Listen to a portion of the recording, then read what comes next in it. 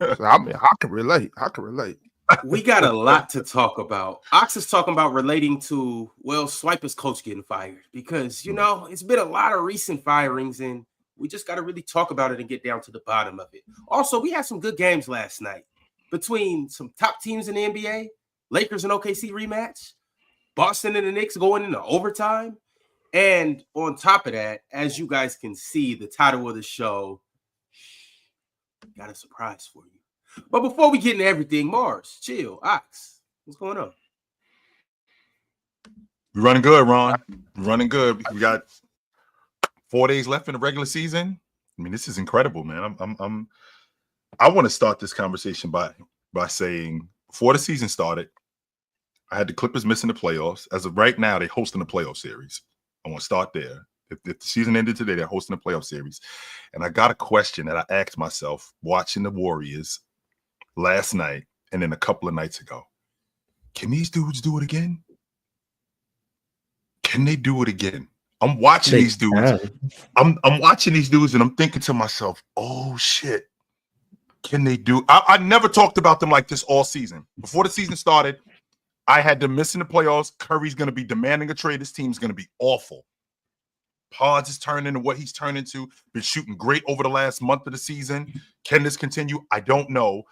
But the continuity and how these guys are on defense, the quarterback and that Draymond is doing, it's reminding me of the Warriors of old. And I'm thinking to myself, can they do it again? And I don't think it's ridiculous. And I know that I'm flip-flopping, but I'm getting new information. This isn't what it was 2 months ago. Okay, it's not like this was going on all season long. And I'm like, no, they're not doing it. Okay, 2-3 months ago, they were awful.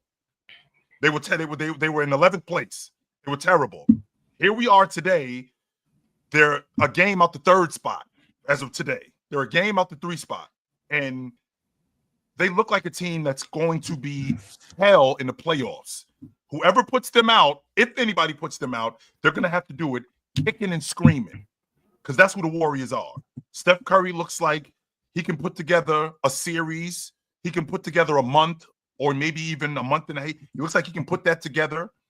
Jimmy Butler just looks like he's just woven into this unit as good as they are.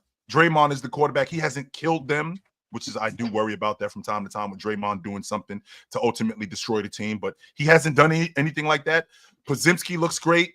I am worried about I'm worried about Kuminga though, and how Kuminga is going to mesh with the crew like when we move into the playoffs. That I am worried about.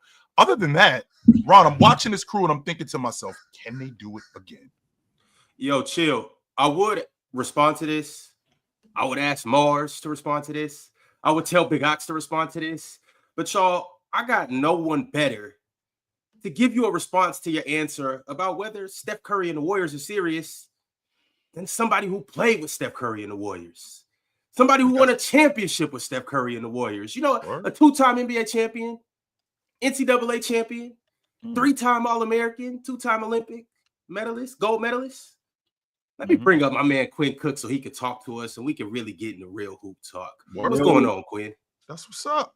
That was a good introduction, man. Really good introduction. Well, I guess a what's up, but he gets a whole resume. Tomorrow, I got you, Mars. Win a championship, Mars. PCO champ. What more you want from me? That's cool. You right. Quinn, so QC, what's up, brother? Chill. What's up, y'all? Can you ask him the question that you just asked us? Q, I earlier in the season, and you've probably heard me talk about the Warriors early in the season where I didn't think that they were going to be good. I had them missing the playoffs. And just a couple of nights ago, I'm watching them. And I got new information now. And I'm thinking to myself, yo, can these dudes do it again? Can they do it again? Because it looked like they can. It really does. It looks like they can do it again. Yeah. Am I crazy? Nah, they definitely got a shot. I think when Draymond said what he said, I don't know if that was over All-Star break. I think everybody was like, bro, you tripping. Draymond being Draymond. But I think it clicked for me. I know they went on their little run. I know their lineup is probably 15-0 right now. But when I watched them beat the Lakers the other night in L.A., that's when I told myself I think they got a real shot. And Steph is in a mode where he's turning back the clock a little bit. So they got a shot. I know the West it's a gauntlet. I know 5 teams. If the Lakers lose tonight, 5 teams have 32 losses. So I mean, we don't know what the seasons will be, but I love the Warriors in the West. I don't know if they can beat OKC. That's my favorite right now, but the Warriors, Lakers, and OKC are my 3 in the West. With the way that the Western Conference is constructed right now, the Warriors seem to go about business like business as usual. What is that business as usual? What's the approach every day going into practice, going into games with these Golden State Warriors? Yeah, even before I got there in 2017, being a fan of the NBA, watching them in 15, 16, 17, used to hear about the switch that they had. And they have a real switch. And I think, Draymond's comments kind of flipped that switch for them. And then obviously Jimmy getting there and realizing that they got a real shot.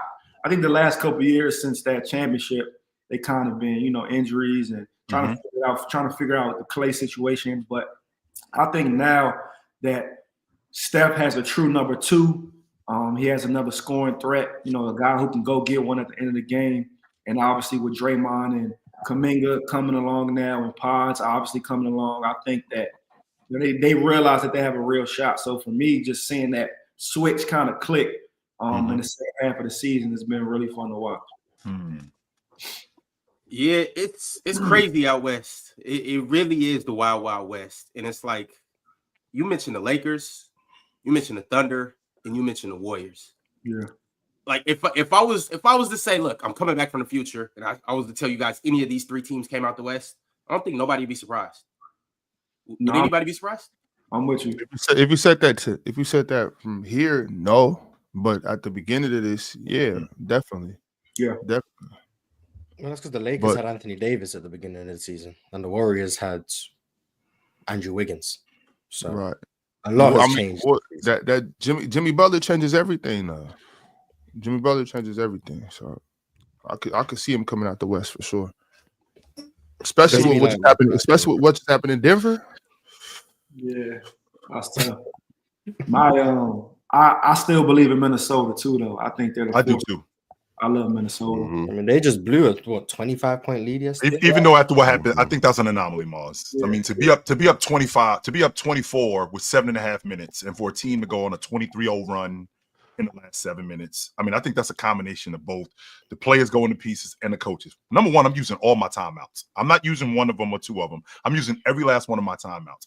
I am rotating guys in and out. I'm doing everything I possibly can to throw this team off rhythm. They turned the basketball over late in the game. They didn't have somebody to keep everybody calm. Yo, Q, over there. Right there. Hold on, big fella. Hey, they didn't do any of that. Everything was just chaotic. Milwaukee sped them up. Milwaukee made them turn the basketball over. Milwaukee made them play their style of play, and it didn't help. The guys like AJ Green is knocking down the long ball, and I think Kevin Porter had like 5 or 6 steals or something like that. Giannis made a 3. That's when you know it's bad. Giannis makes a 3. Yeah, you know what it is at that point. But with all of that being said, I think that's an anomaly. I mean, Minnesota's been playing really good. That's one of the tougher teams that they've had on the schedule. The schedule has been pretty soft. I think they got New Orleans coming up next. They should beat them. They should beat them. And this seeding, again, from 3 to 8 is only separated by 1 game. That's it. From 3 to 8 is so I could go from 8 right back to 5 by Friday. That could happen. So it's not like this thing is just over. I could go right back. I can go right back to hosting the playoff series and right back in the play-in tournament. So this thing could get real tricky. Shout out to Houston securing the 2 seed, by the way. So Houston locked up the 2 seed? The Lakers lost to the Houston Rockets and now officially the 2 seed. Okay. Good work. Unbelievable. Yeah, so this is what the West is looking like right now, y'all. Talk to me. How y'all feel about this? Damn, this 4 through 8 is ridiculous. Really 3 through 8. Yeah, it's 3 for 8. Yeah. When I said Houston was going to be a top 5 seed before the season started, I had y'all closer to 5 than the 2. So I'm not going to take credit for any of this. Let's make sure we clear on that right now. I'm like, I told y'all that. No, I did not. No, I did not tell y'all that they was going to be this good. That is just not true. I was going to be happy with the play-in and we make it into the playoffs that way. But. Right. So, I mean, Houston locking up that 2 seed is that's a big deal.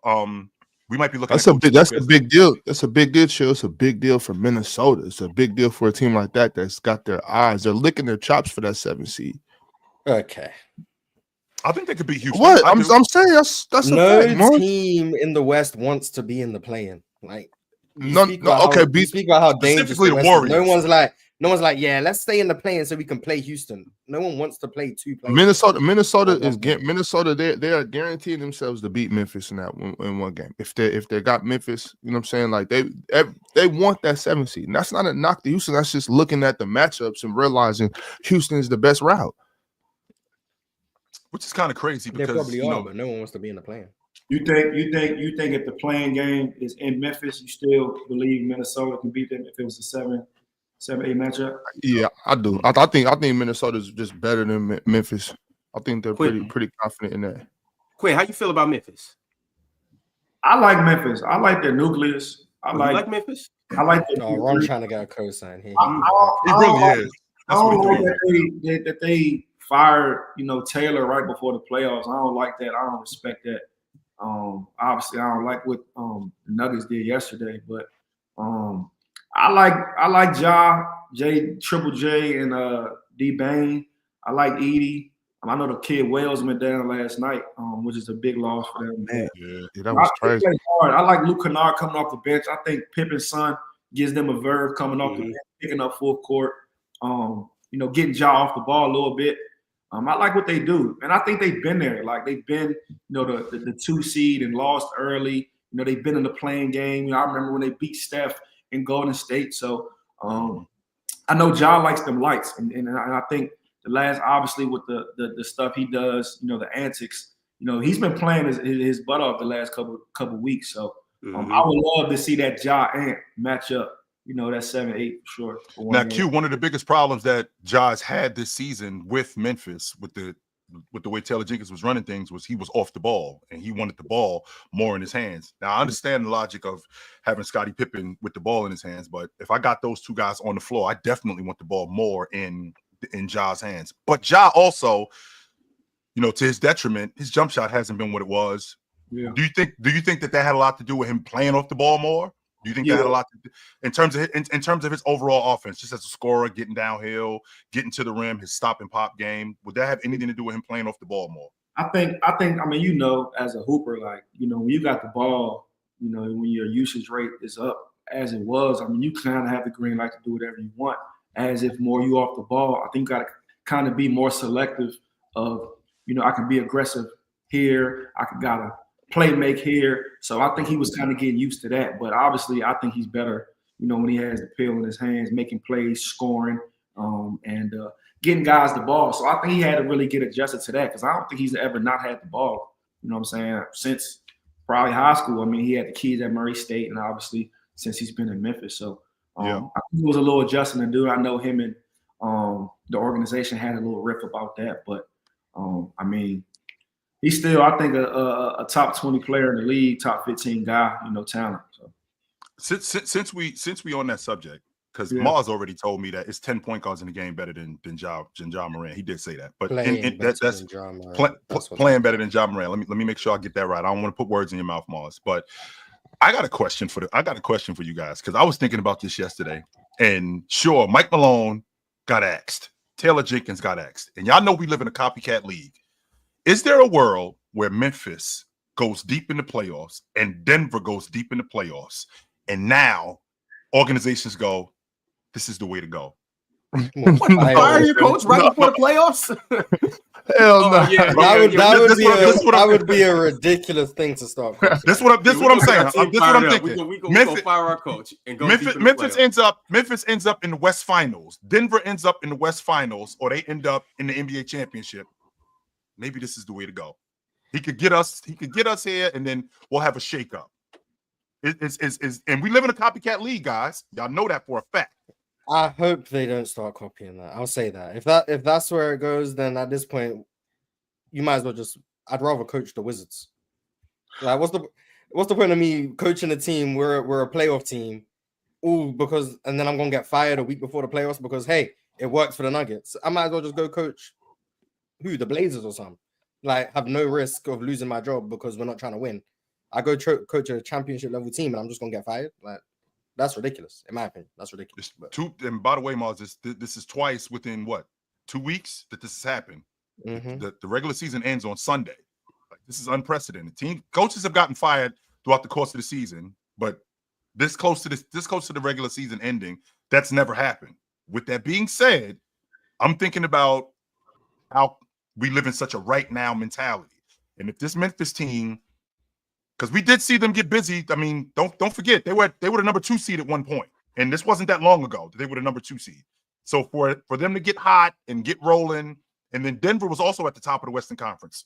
For them to get hot and get rolling, and we end up seeing both of these teams make deep runs. You know how organizations are. But what would be the incentive for other teams? The incentive for them is to go deep into the playoffs, like both Memphis and Denver did. But that's implying that the reason Memphis or Denver go far is because they fired their coach. That's exactly why. Yep. But that's not necessarily gonna be the reason.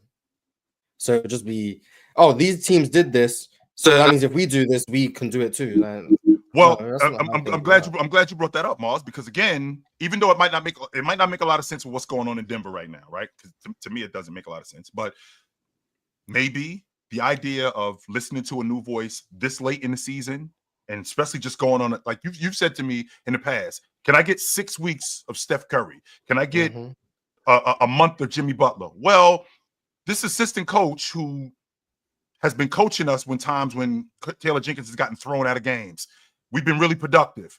Can I get a month and a half of good coaching from him where we can go deep into the playoffs? And the next thing we know, we're in the Western Conference Championship. Maybe we can pull the trigger now. This sounds like a very slippery slope. It is. 100% it is. But maybe if that's where we end up going, then goddamn, I wouldn't want to be a coach. I'll say that. I wouldn't want to be real. A coach. I want to talk about the reality of what's going on right now. Swiper, I want to kick you to rock because you being the resident Nuggets guy, you might have more intel, but I know you feel a certain type of way about Mike Malone getting fired 3 games before the playoffs, 4 games before the playoffs.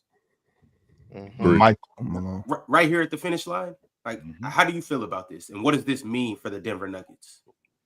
I mean, in short, there was just a lot of back and forth. First off, Quinn, good to meet you. I want to address you first before I just get started. Ron didn't introduce us, L host. Some of this Quinn, this is Swiper. Swiper been down for a while. Swiper, right. Yeah. Thank you, Joe. I think there was too much beef in short between the front office, meaning Calvin Booth, and the head coach, Michael Malone. And it gotten so bad to where there were Booth boys, which were the young boys, and then there were some Malone boys. And people within the organization were split between they were Jokic guys, or they were Malone guys, or they were Booth guys. And you did not want to seem unloyal to one of the people in the building. It got to the most toxic place in Denver that it had been in the last 10 years, in part because, as Quinn understands about politics within the NBA, when you have the favoritism of somebody in the front office, that does not necessarily mean you have the favoritism of somebody on the coaching staff. And the coach feels like they are in a position where they have to win. And the front office is telling them that you need to play young players so we can develop them, and then we can move those players, i.e. Jalen Pickett, i.e. Zeke Naji. The problem is they were not good enough to play early, especially for a team with Jokic and Murray and Gordon and Porter. They won 57 games last year, but none of them are ready to contribute, so they didn't play. Go to this year, they didn't sign Russell Westbrook. Russ is playing over Jalen Pickett. Booth wants Pickett to play more. Malone says he's not good enough to play over Russ yet. Because he's better than him, by the way, because Russ is better than him, but keep going. Well, at least through the All-Star break, he was. Yeah. But then you know how Russ goes, like with the high lows and all that stuff. His lows are really low, his highs are really high. And it got to the point where in the last year and a half, Malone and Booth would go like substantial amounts of time without communicating. And as you know, a GM and a head coach, that's silly. Like obviously, Quinn, you know, with Golden State, Bob Myers, Steve Kerr, is constant communication about the staff, treatment, program, what do you need, all those things through the trade deadline. It got to the point where Booth was making all draft decisions and free agent related decisions without Michael Malone being involved. And Malone obviously felt a way about that. And so what happened was that he's been there for 10 years. The messaging among the players had gotten to the point where they were just over all of it. They were over it from the Booth experience to the Malone conflict, and then they were over the stuff that was happening on the court because they just no longer felt that the team wanted to engage defensively. Remember, I've told you all year, their defensive personnel, it ain't great, but it should be better than what it's been. It shouldn't be this bad. No, it should not be. And a lot of that is just because they just would not commit to doing the thing they should be doing on the defensive end consistently. And that's where you get the Jokic complaint from. Jokic has talked to the team apparently multiple times this year. And also, as of last night, Jokic addressed the team as well, post Booth and Malone. And Booth, just in context, Malone got fired. Booth basically not being brought back for an extension. They just dismissed him early before his contract is up. So he's not getting fired. He's just they're just not going to re-sign him. They offered him a deal earlier this year, but then he said no because of how much money he was being offered. He just did not want to take that small of a deal. Basically, it feels like they just didn't want him back in some way, honestly. Right. And then on top of that, Michael Porter Jr. got taken out of the trade talks 2 months prior. There's a bunch of stuff that's come out. Booth tried to trade Jamal Murray last summer. Ownership told them to sign him to a full max. I mean, there's just so many layers to this. All in all, the ownership just felt like they just no longer could be in a situation where Malone was at the helm and that all the stuff was happening, and then Booth was at the helm and all the stuff was happening. So they just wanted the full reset. Do you know who they were trying to get for Jamal, or who, like, what type of direction they were trying to go? Apparently they were not good enough trade packages for Josh Kroenke to consider not signing Jamal. Is what I heard. Right. And so now then it became just sign him. And very similar to Michael Porter Jr., they just did not feel within the time constraints they had leading up to the trade deadline, they would have got what they were looking for. And so thus they took Michael Porter Jr. off of trade talks, and then they just went, with their guys. So just so many issues, so many different layers of what happened leading up to this point. What I wanted to ask Ox, because Ox, you played Quinn, you when you got that kind of division, how are we supposed to be successful? How? If we got you on this side and me on this side, and now we're supposed to get on the floor and we're supposed to communicate defensively. I'm supposed to look for you offensively. We're supposed to be on the same page. How are we supposed to do that when we can't even coexist at all on any level? How are we supposed to do that? Which could explain why what's going on in Denver is going on. I mean, you could see it. I mean, I didn't know as much detail as I just heard, but you could tell. You could tell. I mean, I could even tell last year.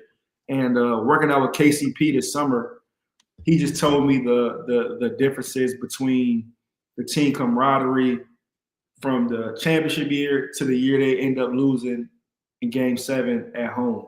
And you can tell, especially this year, I mean, there's lulls offensively, defensively, where it's just like these guys don't look like a championship team.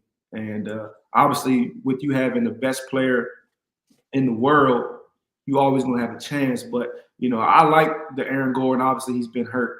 But your Michael Porter Jr., your Jamal Murray, Brown, like they're championship guys. So just to see stretches of games where, like, I mean, they got swept by the Wizards. Like, that's just something that shouldn't happen to a championship contending team with the best player in the world. So didn't Joker go for like 55 or 56 against him and they still lost? Mm-hmm. Yeah, they gave up 1,000,000 threes. You was on that Warriors team the year Draymond and KD got into it. Against the Clippers. Was there division in the locker room after that moment? Do you think that affected anything? I know there was obviously injuries in the postseason, but did you sense like a shift between before that moment and after that moment in terms of camaraderie? It definitely changed everything. I mean, Ken became distant. There was a time he was literally only talking to myself and Jordan Poole. I mean, I said Jordan Poole, Jordan Bell. Mm-hmm. And I think what made it worse was because if you think about the guys on that team, like if we had a Zaza Pachulia from the year before or David West, obviously Draymond could have done it, but I think it would have got addressed right away.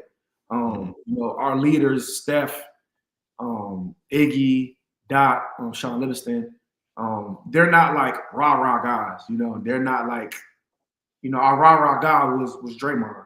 And I think the thing that messed everything up was Steve, and I love Steve to death, but Steve and Bob, they never addressed it publicly with us. So you got to think. And Steve even said it. Like Steve played, on the Spurs team. He's played on Michael Jordan Bulls. He's obviously a basketball, savant. But he said this was the most criticized and closely watched team that he's ever been a part of, speaking on the 2018-2019 Warriors, because we were trying to do three-peat, trying to get 3 in a row, and then also we just got DeMarcus Cousins.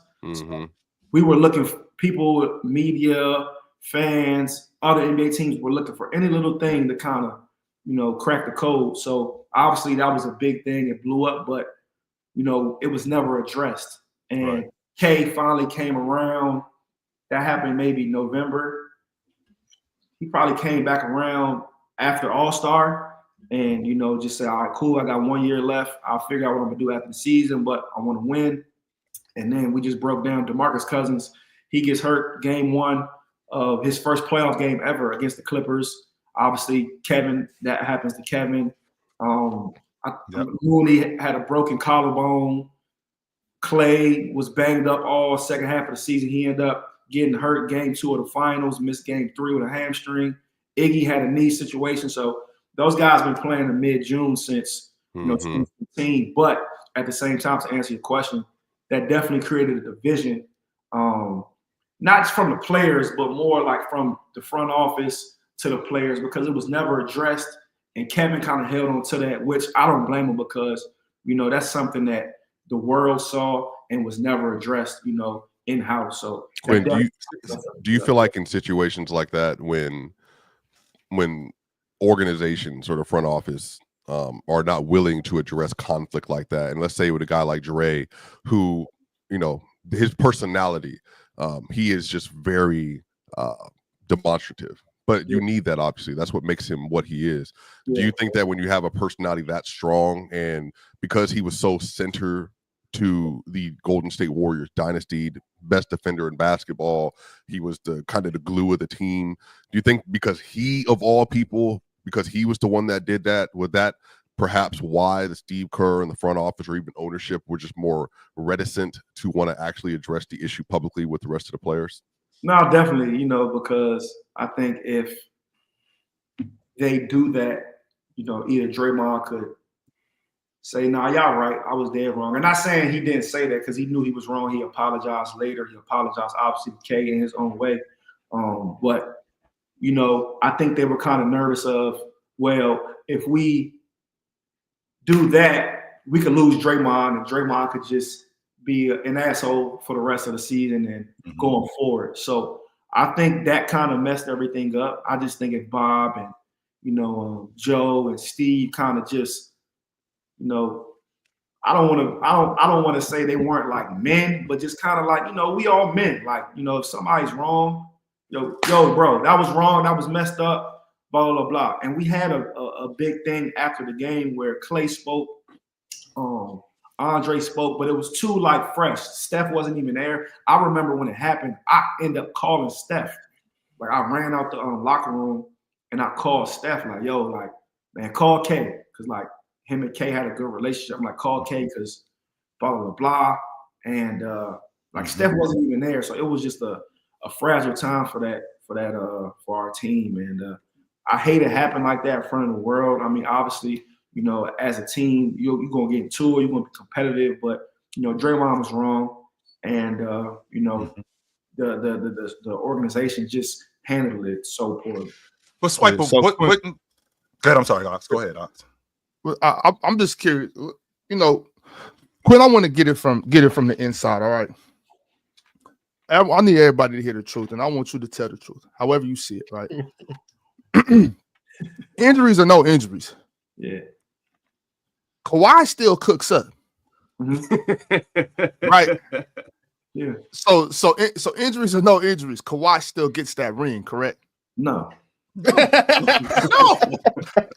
Quinn, we've been telling him this for Quinn. We've been telling him this. Quinn, we've been telling him this for quite a while now. No disrespect to, to the Raptors, to Kawhi, to my dog, to, they had a hell of a run to get there. And that's a part of it, right? I mean, everybody isn't 100%, in mid-April, all of May, start of June, mid-June. Nobody is 100% healthy. But, I mean, no Kevin. You missed Clay for 2 games. Dre's on one leg. Dot's on one leg. Boogie. I mean, Boogie wasn't healthy when he came back. But yeah. So like, I mean, but to that point though, like Kawhi wasn't 100% as well. So credit to those guys. But nah, I mean, K when he came, I mean, we played them in Toronto earlier that year. I think K had 50 on Kawhi. 51. 47. Yeah. We'll never talk about that.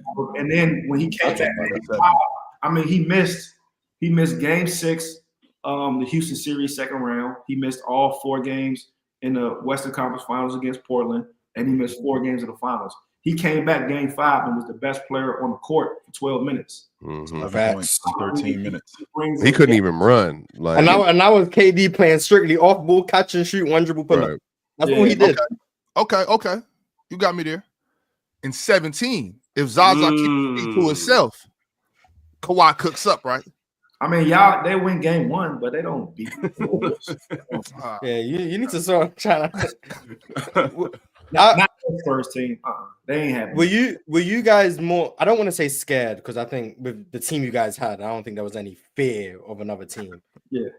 But did you feel you were in more jeopardy against the Rockets? That's a good question. Than against Toronto? Like, did you feel the Rockets were a better team or a better matchup for you guys? That year, no, because 2018. Oh, 2018. I'm sorry. Yeah. 2018. Yeah, I mean, that was the championship. I mean, that was the championship matchup for us. In hindsight, I think because we could never address them because they were built, specifically to beat us, and they were very, verbal about it. They were, game 46, our 3rd game in 5 nights. We're not taking the Rockets matchup as serious as they might. You know what I'm saying? That's what you got to do to become a championship team. You know what I'm saying? Like when didn't matter in the 90s, if the Bulls were on the back-to-back, Jordan, he was getting everybody's best shot every single night because obviously standard. So we were the standard, at that time. So, I don't remember the series, the regular season series, but I remember how serious they were taking those games and how outspoken they were. And they got the 1 seed. I remember we got the 2, and we could just never talk about it. And I remember Draymond saying in the postgame, we end up beating New Orleans. It's like, oh yeah, y'all got what y'all wanted. Like they got what they wanted. And I mean, we blew them out. Not we didn't blow them out, but we kicked their ass game 1 in Houston. Kevin missed the game 1 or game 2. Tied up 1-1. Blow them out by 30. Game 3, Iguodala goes down. So we miss him. Game 4, they still won in Golden State. Game 5, I missed the game winner. We go down 3-2. So I'm like, man, this is my first year in Golden State. I'm like, man, we about to lose. Like my first year here. Game 6 and game 7, man, we just turned it on. Like, and so just Houston was definitely the hardest matchup for us. For sure. Quinn, I told you explain from a sorry. He said it was the final series. I told you. Yeah, I told you that if Iguodala didn't get hurt, they would have made quick work of y'all. Y'all dudes would have been out for 5 and then games.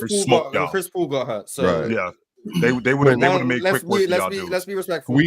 Chris Paul, Andre Iguodala. There's levels to this. I'm not going to argue this.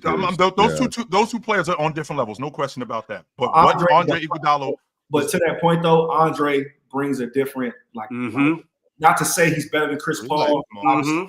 But Andre, you can say it.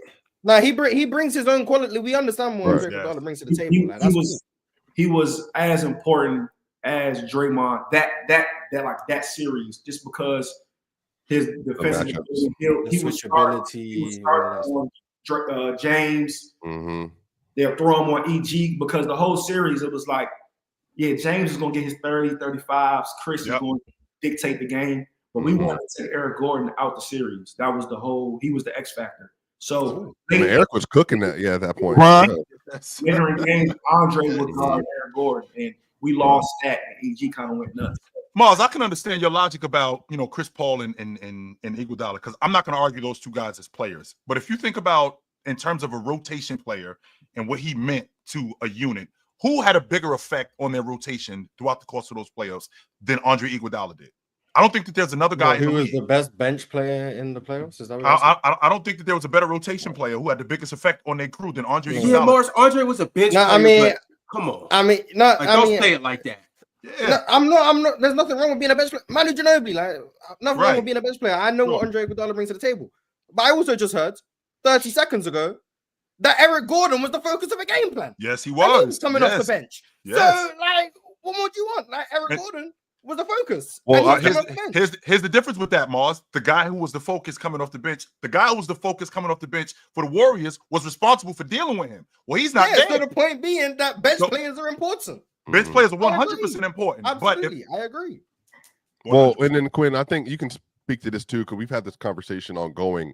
Because I do think that era, but also now, in the way that the NBA is formulated, you have to have multiple guys do multiple things, I think, to be successful at a championship level. And then let alone, I think one of the reasons we have not seen repeat champions since the Warriors, it is so difficult to be able to put together a roster of 1 to 8 where you have, beyond your starting 5, your Sean Livingstons, having your Andre Iguodalas, and even having like Quinn Cook, having players that can come off the bench and just for at least a quarter at a time be able to perform at a high enough level to keep you in a game, to get you an advantage. And I think we had a conversation a couple months ago about like those LeBron teams and even like the Cleveland team you played that same year after playing the Rockets. Why do you feel like the Houston Rockets, even though they didn't have LeBron James, and LeBron at the apex of his powers at this point, why do you feel like the Houston Rockets were a tougher matchup or a tougher series for you than would be the Cleveland Cavaliers in the NBA Finals, given the fact that they still had LeBron on the roster? Yeah, play style, D'Antoni offense, James having an ultra green light. I know they call it foul baiting, but I think it's a skill. I mean, you couldn't touch him. Steve, we would have $100 fines if you reach on James, $100 fine. Obviously, hands to yourself. Yeah, so you can't guard him. Like literally, you couldn't guard him. And I'm not going to say they were the first team, but 1 through 5, they were switching aggressively. Like, you know, with PJ Tucker at the 4, Clint Capella is an agile big who can slide his feet. So they were switching everything. So I remember like I couldn't play that series because they would just switch, and so he went with Nick Young that series majority of the games. So yeah, they just gave us a different look, a different matchup. The roster was constructed with shooting around James and Chris. They were kind of good defensively. I know, you know, D'Antoni doesn't get credit for his defensive stuff, but they had guys who can go out there and guard. So Houston used to be rocking, one of the loudest arenas in the league when they got it going over there. So and they believed it. Like they believed it. They honed into, you know, being the Warrior beaters, and you know, we went to 7 crazy games. Yo, Quinn, see, Swipe up here. He like to pussyfoot sometimes. He's tiptoeing around the question. Where we're split at is, let's say, what happened in 2019, God forbid, happened in 2017 or 2018, and the Rockets get past you guys. And the championship is James Harden and the Houston Rockets versus LeBron James and the Cleveland Cavaliers. You remember what LeBron did in the finals that year? You was there. You seen it. Yeah, lost. Who would win in that series? What would it look like? How many games? Talk to us. Yeah. I think with that roster, I think Houston wins. Houston wins. Same thing we all said. Literally verbatim. I think Houston wins. But I'm saying that to say, you know, styles make fights, right? So like, not to say like I think Houston was a better constructed team, but they matched up perfect with us. LeBron coming off of, you know, that crazy season where they started with D Rose and D Wade and just a whole new roster during a trade deadline, and then I think they probably finished 4th in the standings. And for him to go on the road each playoff, besides the Pacers early, but you know, he beat the Raptors, and then he went to Boston and beat them 7 on the road. So I don't know, man. I don't know. I wouldn't bet it. Like if I was a gambler, man, I would bet with LeBron all day. But I just think that's what I did though, Quinn. I was actually rooting for Houston because I was like, yo, they could beat Houston. And the reason why I felt like they could beat Houston was solely because of James. Yeah. Solely because of probably James. bet on LeBron in the finals how many times? And you've only won 4 times? Yes, I've only won 4 times. Yeah, well, so that game plan of just bet on LeBron doesn't seem to work out in your favor. But it has worked because it's not like he's lost every time. And yeah, it just works. Well, okay, wait a minute. Whoa. Slow down, Mars. Because let's not make it look like he had the team that he had in 2018. He had that same team in 2013, or he had that same team. Yeah, he had a better team. He had the same team in 2016. He had a better team. Yeah, right. He had a better team. He wasn't playing the way he was playing in 2018. He wasn't playing like that at any point in his career. And he took that team to the NBA championship. Whoa, like the playoffs? 2013, LeBron is better than 20. Yeah, he was better than that. Really? But you're talking about those playoff series versus the Raptors, 2018 James versus the Celtics, and versus the Warriors. 2013 LeBron is the best LeBron ever was. I'm not arguing that point, but I'm talking about what I'm talking about in terms of playing and what he did against Toronto, what he did against the Celtics. To take them to the NBA, to get them to the NBA. But look at the matchup what he did against the Celtics in 2012. Yeah, and that up until that point, it wasn't going well. Let's make sure we clear on that. It went well the entire series against Toronto. Smoked them dudes in 4 games. Look who you just said. You're comparing a Toronto team to that 2012 Celtics team, though. That Celtics team was better than that team. I mean, like they still LeBron was also younger, and then that team was just they were just more developed. And that is true. And what LeBron was doing defensively is worlds apart. Yeah. So like. He was way different as a defender. I'm not going to argue that. But he still was awesome in those playoffs. He was awesome. He was the best player in the world. Like, yes. And that's what I'm arguing that. And that's my logic when I'm talking about him going up and getting into the NBA Finals. If I got the best player on the planet going into the NBA championship. I would tell you. You've had the best player on the planet going into the NBA championship 9 times, and he's lost. And also, too, in 2014-15, LeBron was considerably better for me. One more time, considerably better than Steph Curry was at that point in time. It didn't matter. It didn't mean anything. Once Kyrie and Kevin Love went down, it was over. And Quinn, you can, if you disagree with this, I thought LeBron was spectacular. I don't care about the shooting percentages. Yeah, he was great. He did everything he could, but it meant nothing. It meant nothing. He had Timothy Mozgov and Matthew Dellavedova versus an Apex like Warriors team at that point. There was no way he was that. Take this as a knock on LeBron that I'm saying he can't win. I don't take it that way.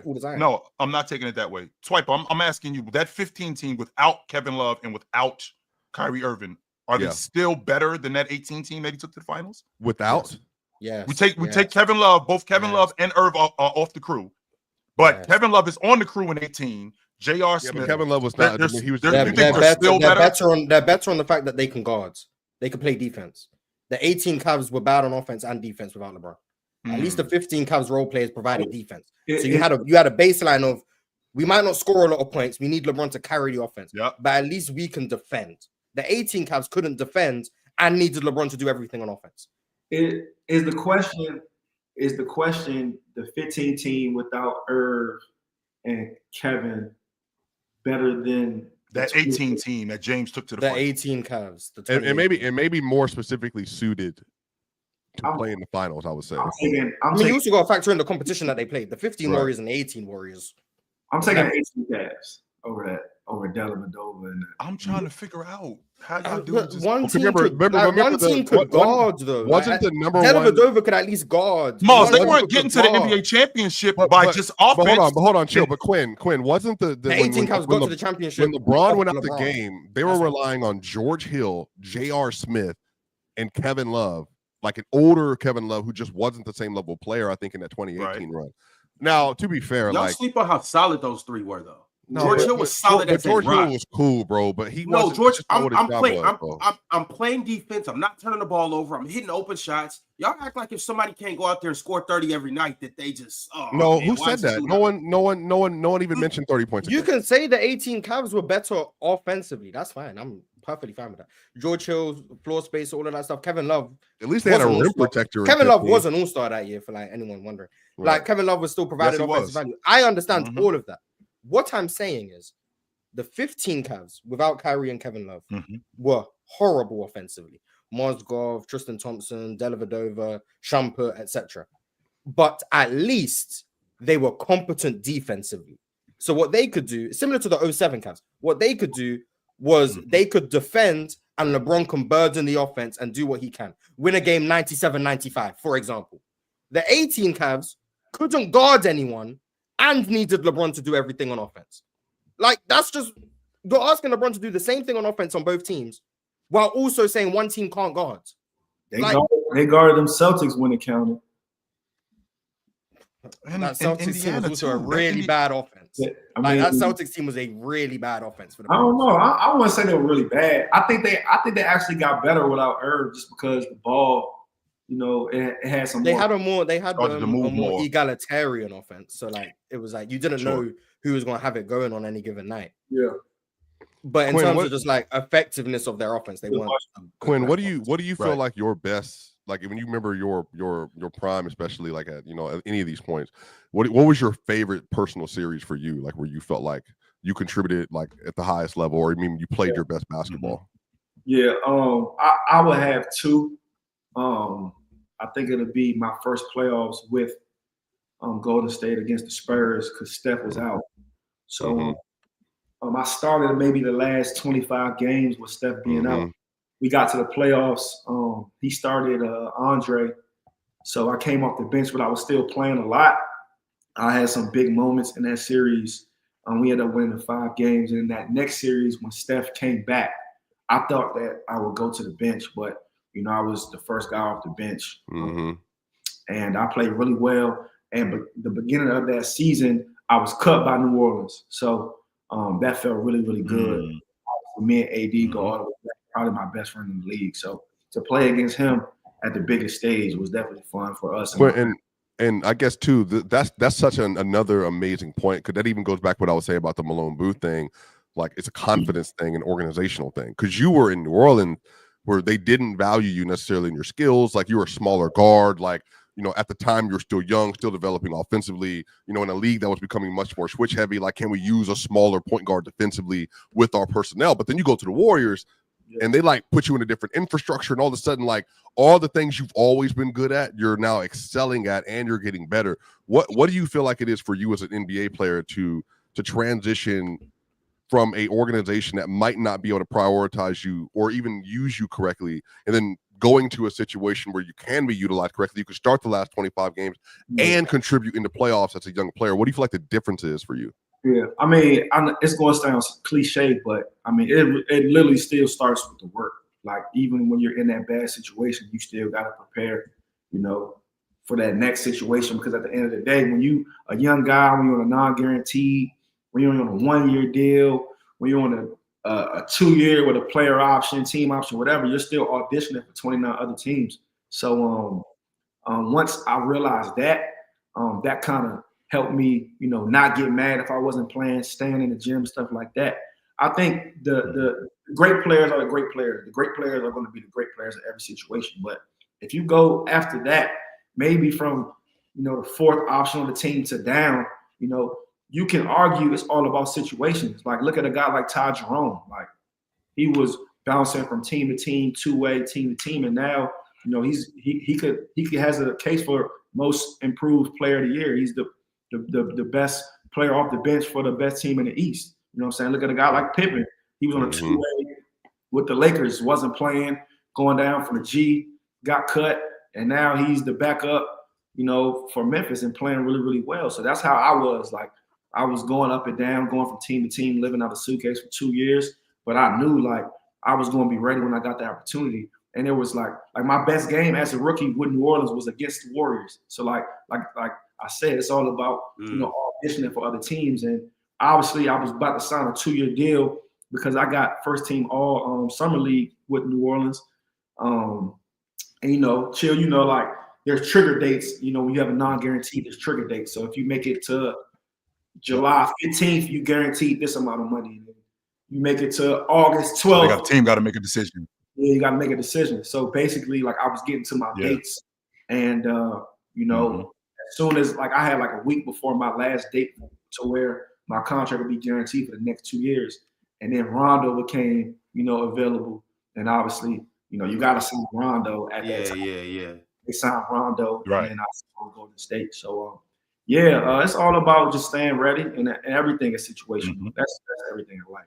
Anyway. Absolutely. All right. Absolutely. All right, fellas. I'm gonna grab keep the going, wheel keep and going, Quinn, I do want to ask you some more questions because I feel like personally you had like a dream career, like a childhood dream career. If you could just look at it and kind of just the things that happened over your career. So I want to dive into that, a couple more things and whatnot. And I also we got to get back to the coach firing, Mike Malone, Taylor Jenkins, really kind of get down to the bottom of that. I got some more questions for you guys. But before we do, y'all already know the drill in the chat.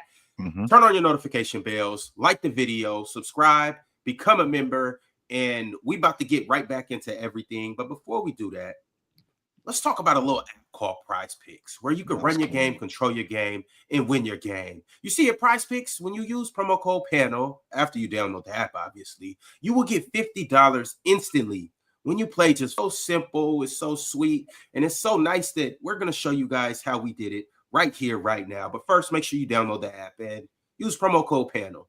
Big Ox, talk to us about what you're rocking with today. Okay, so today we're going to shoot. Yeah, we shooting the ball today, Ron. We're shooting the ball today for the love of the game. Let's get some threes up. So we starting with taking them more with Domantas Sabonis. All he has to do is make one against Denver. James Harden just got to make 2.5 against the Houston Rockets. SGA, we need him to make 3 against the Phoenix Suns. And last but certainly not least, Luka Doncic. Y'all know he's going back to Dallas today, right? Oh, didn't know that. Well, we're expecting him to be on a heater. He has to make 5. And with that being said, we'll turn $20 into 430. Is SGA even going to play today? Well, if he doesn't, it won't hurt us. Yeah, I don't think he's going to play. Back to there back you again. go. And then after you hit this and we win that $430, you know what we doing? What? Well, you and Swiper. There you go. There you guys go. You and Swiper. You want to know why y'all looking so happy? Because after they get that $430, they are downloading the GameTime app and they're going to create an account and they're going to use promo code CLNS to get $20 off their first purchase. Why? Because with GameTime app, they have the ability to see their seats before they even buy them. They have the ability to skip, those back-end sneaky fees that you get when you buy tickets, and they get all-in prices up front. Oh, and at the last minute, they can choose which game they want to go to. High rollers like Swiper and Big Ox, they got private jets and stuff like that. So maybe they want to go down to South Beach last minute, and maybe they buy their tickets only 2 hours before tip-off. Well, you can do that with the GameTime app. You can even buy tickets after the game starts. It's so nice over there. So what I encourage you guys to do is download the GameTime app. Take the guesswork out of buying tickets. Download it, create an account, and use promo code CLNS for $20 off your first purchase. Terms apply, obviously, but who cares? You're getting $20 off. Promo code CLNS to redeem your $20 off and to get in the game with GameTime app.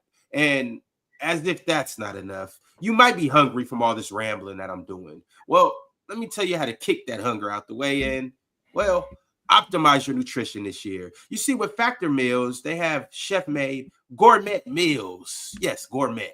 That makes eating, easy. They're dietitian approved, ready to heat and eat in 2 minutes so you can fuel right and feel great no matter what life throws at you. Factor arrives fresh and fully prepared, perfect for any active and busy lifestyle. You can lose 8 pounds in 8 weeks with Factor Keto Meals. They have 40 options across 8 dietary preferences on the menu each week. It's so easy to pick and it's tailored for your goals. Factor can help you fuel right and feel right throughout long days with wholesome smoothies, breakfasts, grab-and-go snacks, and more add-ons. So reach your goals this year with ingredients that you can trust and convenience that you just quite frankly can't beat.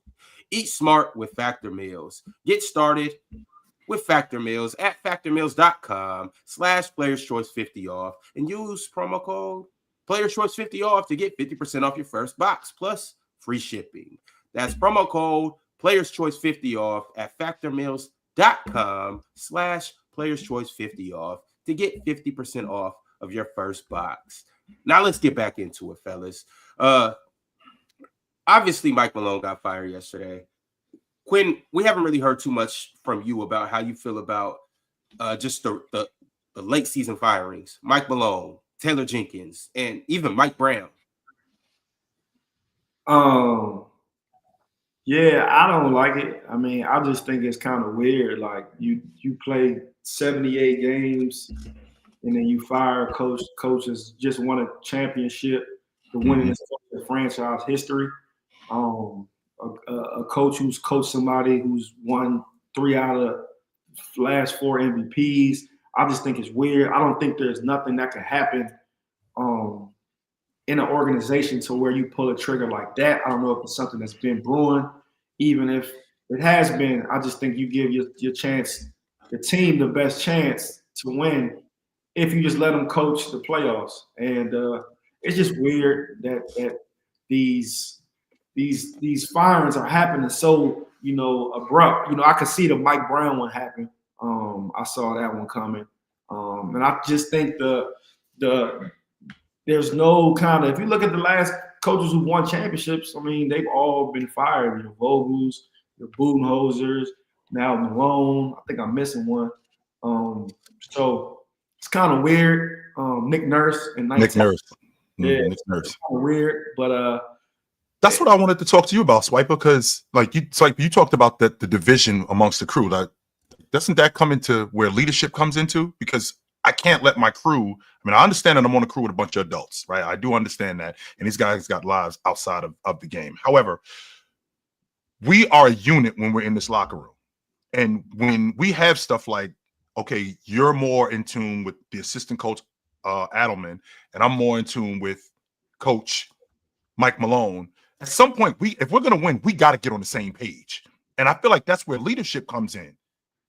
Am I out of line for that? Because I'm thinking that's where if you allow your crew to get divided by that, then that's gonna blow everything up. Because you guys talked about the Bulls. One of the things that Phil Jackson did was he kept them insulated as much as he possibly could from the media. He kept them dudes out. He kept them dudes away from what was going on, and he did not allow a lot of stuff that was going on inside to get out. A lot of the stuff can you imagine finding out today that LeBron James punched Austin Reeves in the face in practice? Can you imagine if we found that out today, like what that would do to not just LeBron James' reputation, what that would do to the Lakers? I'm saying that to say, does this have a lot to do more with leadership than it does with just allowing the team to be divided? Well, I think every situation is different, right? And I think, whenever you talk about like the leaders on Denver, you're obviously talking about Jokic. And I think people have to Jokic is one of the most hands-off superstars that I think we've seen. And I think, Quinn can address this part too, because, Steph is very similar to that. Like he's vocal, but Steph is even more vocal than Joker is. Like Joker doesn't say anything. Like Joker's the type of dude, based on reporting, that every time he's been asked something, he'll literally say, this is my job is to play. Whatever you feel is best, then we'll do that. Joker doesn't insert himself in the front office. He doesn't insert himself in decision making. Now, some of that may be to his detriment. Maybe he should be more vocal. I think players in this era, they have to be more vocal, just simply because, there's more voices out. And LeBron, LeBron doesn't get what he wants if he doesn't be more vocal. Giannis has exercised some of that a little bit more. Embiid, other stars have done this. But I think the thing with the situation in Denver is this was so beyond players. Like this is the front office and our head coach are not communicating, because there's like a Cold War as the language that's been used is the Cold War. It was a Cold War between the coaches and between Booth. They just were not communicating. There was a complete disagreement. Go ahead, Ox. Oh, well, I was just saying about what Chill was saying. It's 2025 though, Chill. Like, right. You know what I'm saying? You can't keep your players from hearing what's going on in the media, no matter what, unless players are just making a serious effort to just not be on their phone, not turn the TV on, damn near not go outside. I mean, how can you not hear what's going on in 2025? It's everywhere. Remember, Fox 2, the reports came out last summer from Ramona Shelburne about this specific situation, that they are not in agreement and are not in alignment with how the team should be built. Malone wants veterans. He doesn't want to play younger players. And especially, here's the thing, if you're going to play younger players in Denver, the whole strategy with Booth was the Nuggets had 6 rookie contracts on their team this year. I told y'all off season, I don't think that's going to work, because that's just not how you build contenders in this league. And especially the highest drafted player of their rookies was the 21st overall pick in Christian Brown. Oh, also, he's the best of them all. Well, what does that typically tell you? Typically, if you're going to get good rookies, you got to move up. Like Derek Lively, J-Dub, those are players from 12, 10, and on. You don't typically want to just say, okay, we're going to build young and we're going to have players that are in the late 20s and early 30s. Like, that's just the odds of you finding players of championship role player caliber by that point are very slim to none. Even look at Tamati Kamara was 55. That was a random player. You had Andrew Nimhard, who went 31. That's random. You don't find players like that. And that's just Not in the that last late in the 3 drafts. Sure. So that's what I'm saying. Like, it's just very difficult. And Booth, he also set it up to where the team was either going to succeed because of him or fail because of him. He locked the team into Jalen Pickett and Hunter Tyson. They had guaranteed roster spots, meaning they could not add players to the roster. He did that on purpose, so that way he could only be proven right or wrong.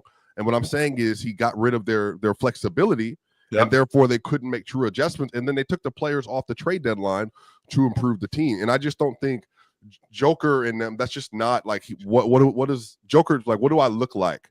Like jumping in the middle of all that stuff. And they asked, and also too, just to be clear, they did talk to Joker prior to everything going down. They asked, they made, don't use the word asked. The word that I was given was they spoke to. They informed and spoke to him that, hey, this is what we're thinking of doing. I just want to put you on notice that Malone, and they basically asked him, and just to be clear, they brought him into the office. They asked him, how are you feeling about the season? He said, we're not playing this well. As he said in the athletic report, the defense isn't there. We're not doing this. We're not doing that. It's been all season. It's been like this. So then he informed them on his thoughts. They told him what they're thinking of doing. He said, okay, well, basically whatever it is you're going to do, like they didn't give him an opportunity to say yes or no. Because that's not his position within the organization that he's taken. Maybe if he would have taken a different position, Chill, it would be different. But which goes back to my logic with hearing the owner coming out and saying, have fun and play hard, which means to me, this is above your pay grade. You do your job, let us do our job, which I'm thinking when it comes to with Mike Malone, because again, this is an anomaly. Coaches don't get fired this late in the season, to Quinn's point. This is an anomaly. So the reason why Mike Malone is trying to keep his job, I mean, the reason why Mike Malone is playing these younger players, one, I got the best player on the planet. Two, we still have a championship window that's open that we're trying to that we're still trying to secure a championship window. I'm having vets on my team because I have the best opportunity with these older players. And on top of that, and it, like I said, this is an anomaly. I'm trying to keep my damn job. More times than not, when you are a coach, you're trying to keep your job. And who gives you the best opportunity to keep your job? The players who are going to give you the best opportunity to win. And Pickett wasn't better than Russell Westbrook, despite how Calvin Booth felt about him. He wasn't a better option for them to win. That's why Coach Malone was going with him, and it does make sense that he kept sticking with him. But to be fair, Chill, Quinn Cook would have a similar. I'll be one to bet this. If this was 2017-18, what happened with him in New Orleans probably would have happened in Denver, because Malone doesn't play younger players either. Like he did struggle with that. Remember, they had Torrey Craig playing over. Is that true though, Swiper? Like you said, he doesn't play younger players because he doesn't have the opportunity, or because where we are now. No, because he had to play younger players early. Don't forget, he's been there for 10 years. It's not like he just got the job 3 years ago. Time out. I'm listening. They were playing Jameer Nelson over their number 7 overall draft pick for the entire season after the 2015 draft. They have Emmanuel Mudiay. Yeah. He was not good, granted, but that's also a part of Malone's thing. It's like he doesn't. Sometimes he's so worried about the win, because coaches have to be worried about their job. Like, that's just what it is. Some coaches don't have the opportunity to develop, because like now I think a situation like Willie Green with the Pelicans, or Jamal Mosley with the Magic, or Charlotte, obviously with Charles Lee, there are new situations now. They probably give them a little bit of runway to develop those guys. Denver, though, when Malone got there 14-15, they sucked. They increasingly got better, but even up to that point, they were still putting pressure on him from ownership. You got to continue to increase this team and get better. And so he had struggled playing younger players. But to his credit, when they've been good, he's played them. He's the one that saw Joker and Nurkic in 2015 and said, okay, well, no, obviously this dude's better. Nurkic go to the bench or get rid of Nurkic and we can move on. Jamal Murray, he gave Jamal Murray a lot of run and he helped Jamal to get better. Michael Porter Jr. got better underneath his guide. So their core has all gotten better, including Aaron Gordon. But the issue is just, I don't think it's possible for you to have, that would be like the people that run PC. They have a completely different agenda than Ron as the host. This is impossible. It's never going to work. Like, you can never make that work. No, they don't. So they want to talk narratives, but we got to talk who? We got to talk real who. Okay, Ron. I want to just real quick swap. I want to ask. Well, not really ask. I want to just kind of put this out there. It seems to me like Coach Malone, Michael Malone, he seems, I don't want to say, not in a negative sense, I don't want to say it's like in a negative way, but he seems somewhat of maybe in a abrasive dude. Yes. You know what I'm saying? He's real straightforward. He's no nonsense. He's one of those type of dudes where if you're not used to that, you might be uncomfortable. You know what I'm saying? You got to get used to the fact, he's straightforward. He's not going to sugarcoat nothing. He's going to tell you how he feels. Boom. And I think maybe sometimes some people find that hard to deal with. You know what I'm saying? Like, I respect it, but at the same time, I think he's like kind of doesn't work well with others. You know what I'm saying? He rubs people the wrong way, but yeah. I mean, what happened? That's what happens, Ox, when you're trying to get people and get the best out of them. It's not going to be sunshine and rainbows. No, it's going to be. It shouldn't be. I'm definitely not asking for sunshine and rainbows. I'm asking for you to get the job done. So I'm not saying I'm not saying this is a negative. I'm not saying Michael Malone is a bad dude, negative, nothing like that. I'm just saying after a while, it's kind of like, all right, Mike, like. I heard you. You're going, but like, hey, we want to try to go this direction. And he seems to me like, nah, I got this. You know what I'm saying? You stay up there, let me do my thing. And eventually that's gonna end. You know what I'm saying? Eventually someone's gonna be like, nah, we're done with that.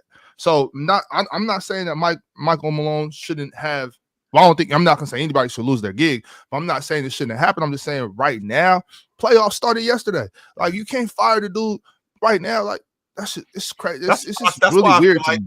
That's why I feel like that he was already on the hot seat. I really feel like that. I don't think that coaches get canned like this late in the season when this just comes about. No, this was something that was boiling over even before the season started, and we didn't even know about it. Like, for example, what you were just telling me about Swiper, I didn't know that there was a division like that in Denver. I did not. There could very well be a division on crews from time to time, sure. But if you got the crew cut in half where you got guys that are more Adelman guys or more Booth guys than Mike Malone guys, then that's a huge problem because we can't ever get on the same page once we get on the court, because I'm listening to him tell me something, but then you listening to him tell you something, and we're not all in unison. So that would explain why we have such inconsistencies in our game.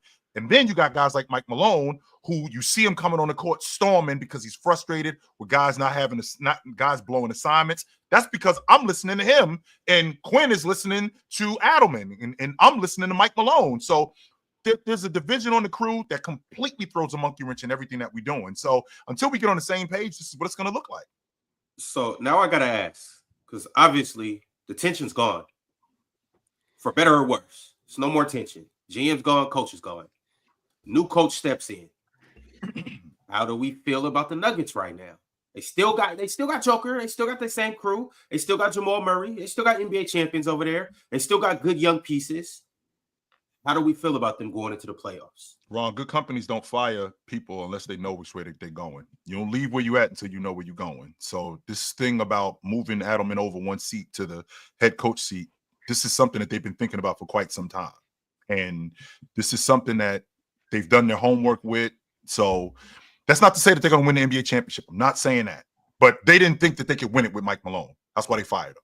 They're looking at Mike Malone like, we're not winning it with him, so it's time to move in a different direction. And Adelman, who's already he's been there since 2017. It's not like he just got the assistant coach job like 2 or 3 years ago. He's been on the staff for quite a while. So I think that they're looking at him like maybe he can be the predecessor moving forward. We're not going to win it this year, but moving forward, he's going to be the predecessor. And don't be surprised, Ron, if you hear what happened with Sabonis up in Sacramento with Sabonis wanting to have a conversation. Don't be surprised if you hear that with Joker. Not necessarily asking out, but hey guys, what are we doing? I just want to know what we're doing before we move further. Just like what happened with Giannis just like what happened with Giannis before he signed that extension in Milwaukee. Hey guys, what are we doing? Because I'm not going to waste my prime years with you guys trying to figure this out. No, I'm not doing that. Thoughts on the Nuggets playoffs? Nothing's changed. I don't think they're winning anything. I didn't think they were winning anything with Michael Malone. They don't guard anything. I'm not picking a team that can't guard anyone to win something. Not in this Western Conference, anyway. Unless David Adelman gets some playing defense, then I don't know, maybe. But yeah, I don't believe in this Nuggets team. I think they can win a series depending on matchups. Right now, they'd play the Clippers. That's an interesting matchup. On a scale from 1 to 10, Mars, 10 being the best, 1 being the worst, how you feel about the Nuggets going against the Clippers in terms of their chances? Do you hate it? Do you love it? Hey, I don't love it either. It's just it's not 50-50. It's like 57-43, maybe. Can Leonard outplay Joker in this series? Because that's what it's gonna take in order for them to win. That's not what it's gonna take. Because if it took outplaying Jokic in a series, Denver would never lose. Because Jokic has been the best player in every series he's played in the last 2 years, and they lost in the second round. So that's not what it takes. But Kawhi can perform like the best player in pretty much any given series. That's how good he is. But I'd probably pick the Nuggets. I just think. Sorry, Swiper. I just think Chris Dunn offensively is that's a problem. So yeah, I'll probably pick the Nuggets, but not easily, like 6-7 games, close series. But I'd probably favor the Nuggets, and then they go get destroyed by OKC. So yeah, it is what it is. Yeah, second round. Quinn, how you feel about this Nuggets team? I don't like it, coach. I don't like the situation. They don't have a bench. I think they go 6 deep. And you have to have these 39, 15, and 13 games from Joker for them to be competitive. I don't know if Jamal's healthy. I mean, I know he's missed, these last couple games. He's been in and out. I don't know if he's healthy. I don't know if Aaron Gordon's healthy. I know he had a hamstring. Calf. That lingers. I don't like their depth, and like Mars said, they don't play any defense. I think if they play the Clippers, I think they'll lose. Obviously, barring Kawhi, obviously this is a toss-up. Chill, we talk about this all the time. We never know which minute we're gonna get. He's not going to be there. We have to assume he's not going to be there. You know what I'm saying? Granted, if he's healthy and if he doesn't miss any games, God willing, I like the Clippers. I think Bogey plays a lot more to give them some more offensive firepower. Chris Dunn has obviously, been starting for them. Derek Jones has been starting. Derek Jones is a great defender. Dunn, I think, is a good defender. But I think to beat Denver, I think you need a little bit more offense. Where Bogey, I think that was a hell of a pickup mid-season for them. And you have Norman Powell, who can go for 30, who's explosive. You have James, who's been playing great. Zoobs has been, one of the best bigs in the league. Obviously, you can't stop Jokic, but I think Jokic is going to have to guard a little bit in that pick and roll. And I would take the Clippers today. Obviously, with everything going on, no Mike Malone and Jamal Murray, health in the air, I would go to Clippers if they match. I'm not mad at that. Yeah, I'm not mad at that. That's fair. Now, if they match up with the Rockets, I think they can beat the Rockets. Hey. He didn't even ask you about that. You just wanted to go hate on my team. Somehow fall to the 7. I think they can beat the Rockets. He didn't even ask if they could beat the Rockets. Is that the only team you think they could beat? They can't beat Minnesota. They can't beat OKC. They can't beat the Lakers. I don't think they can beat the Lakers. That's tough. Yeah, I'm not as high on the Lakers as you are. I'm higher on Minnesota than most people. I'm the only one up here that respected the Clippers preseason. So this is. I ain't had them making the playoffs. I didn't have them making the playoffs. I did. I said they could win 50 games, and Mars. So Mr. James Harden has never missed the playoffs. Didn't respect the Clippers. Okay. I mean, that was an agenda. That was an agenda push. And I was right. Let me see. Well, wait a minute. Wait a minute, Mars. We can still miss the playoffs. Don't worry. The Rockets gonna rest Fred VanVleet tonight. The Clippers gonna win. They're gonna secure a top 5 seed. The Clippers gonna get a top 5 seed. They're gonna be all right. I don't know if this is over just yet. But it's not over, but the Clippers gonna make it. Go ahead, Swab. Yeah, I mean, if Jamal's healthy, man, I think they can. Well, honestly, like I've said this going into to all this firing stuff, they're more than likely a second round out. I said this weeks ago because of just their defensive floor is so low.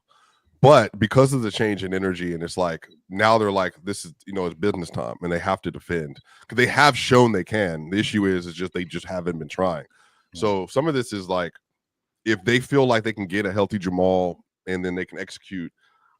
I mean, I've said they can beat anybody. The toughest matchup for them is the Wolves, and I even think OKC is not even tougher than the Wolves for them. I think OKC can beat them, but I just think they have advantages in those matchups. But some of this is just like how Porter is. Jamal Murray's health and all that, but I would take them in the Clippers series as of now.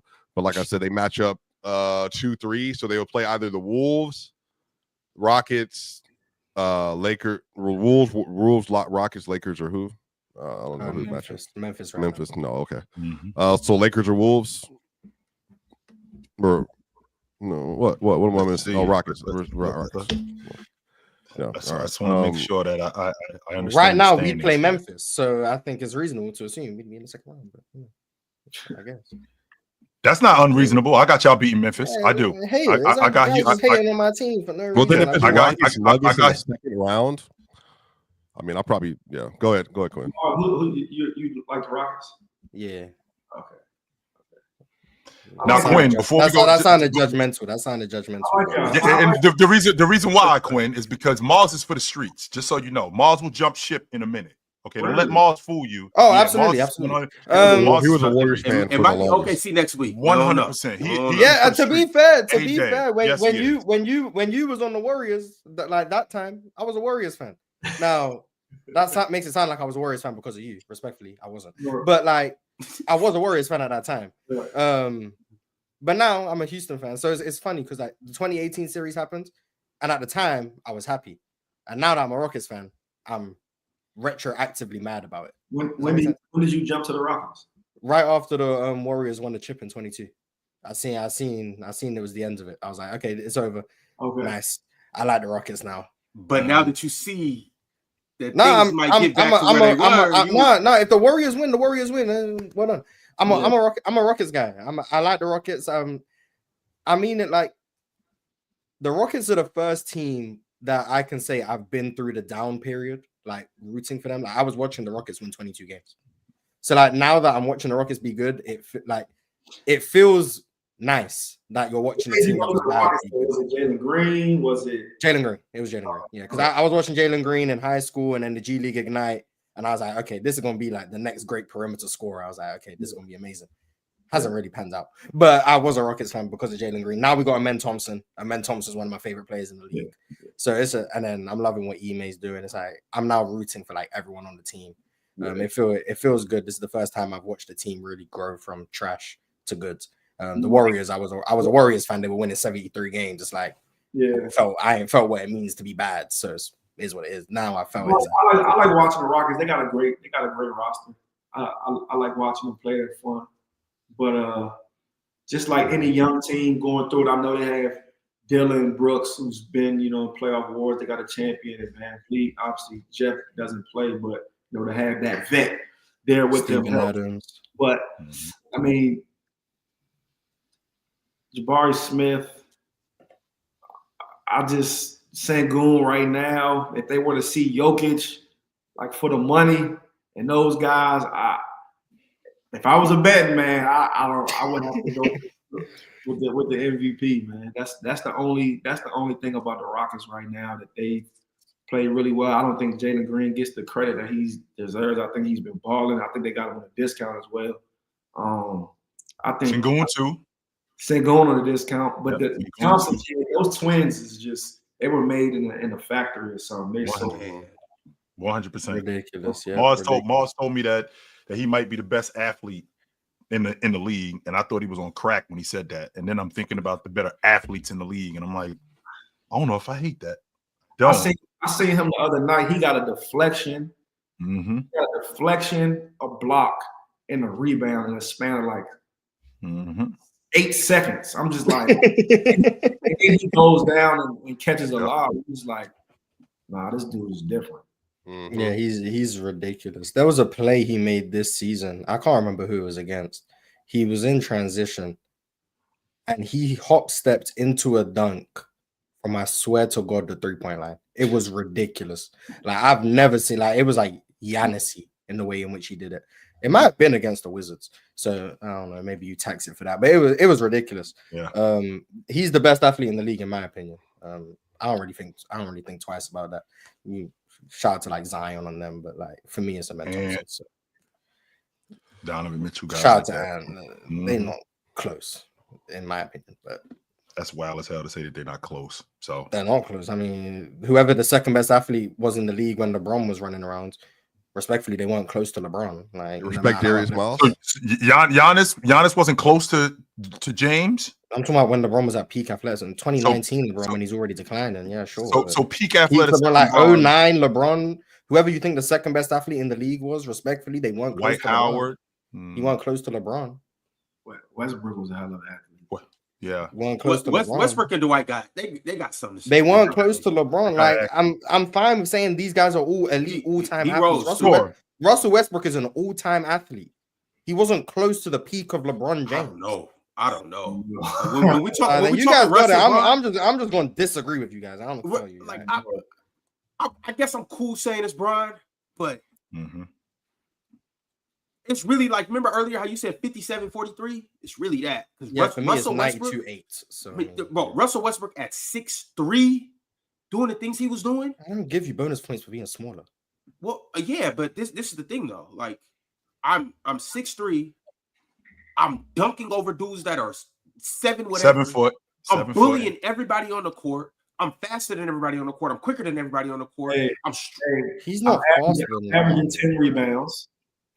That was that was also that's like now we're getting to like 2017. Like, I'm talking about 09 LeBron James. I don't even want to do 09 Mars. I want to stay right here where we are. So I mean, we got some damn good athletes amazing in the game athletes today. Amazing. To say that Amin Thompson clears Giannis as an athlete is nuts. I said Donovan Mitchell. Those were the names you said. You said Donovan Mitchell. Okay, and I'm thinking about Derrick Jones Jr. is a better athlete than Donovan Mitchell too. By the way, you could have went there easy. Yeah, he said Donovan Mitchell, so I said he clears him. Derrick Jones Jr. is a great athlete. I'm not going to argue that part. He's probably top 5 for me. But to think about as good as an athlete as Amin Thompson is, and I'm not arguing that because, like I said, with the new information that I've seen with this guy, I'm like, yo, this guy is a superior athlete. But Giannis, in my estimation, is the best athlete in the game. 6'10", 6'11". 2 dribbles from half. Giannis can't move rim. Like that no more, though. Chill. He looks like he still does. Nah, yeah, still does. I say this all the time. I say this all the time. And Kevin Durant is my reference point. When you're watching players year after year, you don't notice like the subtle differences. Go back and watch Giannis in 2018. And watch Giannis today. There is a drastic difference in athleticism, and he's still an uber athlete. He's a ridiculous athlete. Yeah. The decline in athleticism from Giannis, I want to say the word substantial. Like if you go back and watch 2018 Giannis and watch him today, it's night and day. It's really night and day. Wow. Like he's like 30 now, so it makes sense. I mean, Amin Thompson, he's really declined as an athlete. DJJ. I mean, Peyton Watson for me is a crazy athlete, but that's all he is right now. He doesn't have like the skill and stuff. He just runs everywhere. Does Oklahoma City have any athletes that are superior? Not to who? Which one? To which who? Not to this conversation, no. No, Jada's real athletic though. Not to this conversation. Because I think Shaedon Sharpe is a superior athlete. I don't think he's a good athlete. He's an amazing leaper. Yeah. Yes, I think he's that vertical explosion and stuff. Yes, he got that. AJ Johnson is another one of those kind of like just freak long athletes. Yeah, a lot of like AJ Johnson. A lot of his is like length. I think Giannis at this point, a lot of his is like length instead of like raw athleticism. Cam Whitmore's a crazy athlete. Houston got like 3 of them. I know the guy's tall, but Obi Toppin. Obi Toppin's another one. Yeah, ridiculous athlete. Yeah, ridiculous. Also, they got a couple, and obviously a star. Like Isaiah Jackson's another one of them. Like he's a crazy athlete, but he does. His Achilles is torn, so he might not be the same. But prior to that, bro, he's another one that could run and jump like with the best of them. Who are you talking about, Swiper? I'm sorry, I missed it. Isaiah Jackson. He's the backup big for the Pacers. Big, but yeah, he tore his ACL. Oh, what's the name? Jericho Sims too. He's clunky. He's clunky, but when you tell him run, Jericho Sims is a ridiculous leaper. Oh my god! Can I ask a question? Yeah. What's up? Talk. You saying that peak athleticism LeBron is clearing peak athleticism, Russell Westbrook clearing him. Like I'm saying this. I want to make sure my words are very clear. When LeBron peaked as an athlete, when was that, Mars? When was that? To me, like 08, 09, 2010, those years, those last few years in Cleveland. 8 and 10. No, when LeBron peaked as an athlete, no one in the NBA at that time was close to him. If you want to bring up Russell Westbrook 5 years later, I'm saying that time frame, no one was close to him. That's factoring in Dwayne Wade. That's factoring in Amari Stoudemire, whoever you want to say. Carmelo Anthony. No one was close to that LeBron at that time. That's what I'm saying. Carmelo stopped being like that athlete though, like rookie year, sophomore year, third year. No, 06, 07 is probably like the last year where you saw Melo was like. But Melo, when he was like, first come in the league, he got the most slept on dunk highlight that you've ever seen in your life. He used to talk about Paul Millsap. Yep, that Paul Millsap won the Theo Ratliff one, the one he in Olympics in versus Argentina when he dunked on the whole country. But Sean Kemp was another one. Was he a better athlete than Jordan? Sean Kemp? Sean Kemp. No, he wasn't. No. Maybe at that time, like late 90s. That's what I'm saying. At that time, maybe Jordan wasn't the most athletic in the league anymore. But like peak athleticism, Jordan. Young T-Mac, young Vince Carter. David Robinson at one point when he was young. Vince a ridiculous athlete. Ben Simmons when LSU Ben Simmons, rookie year Ben Simmons.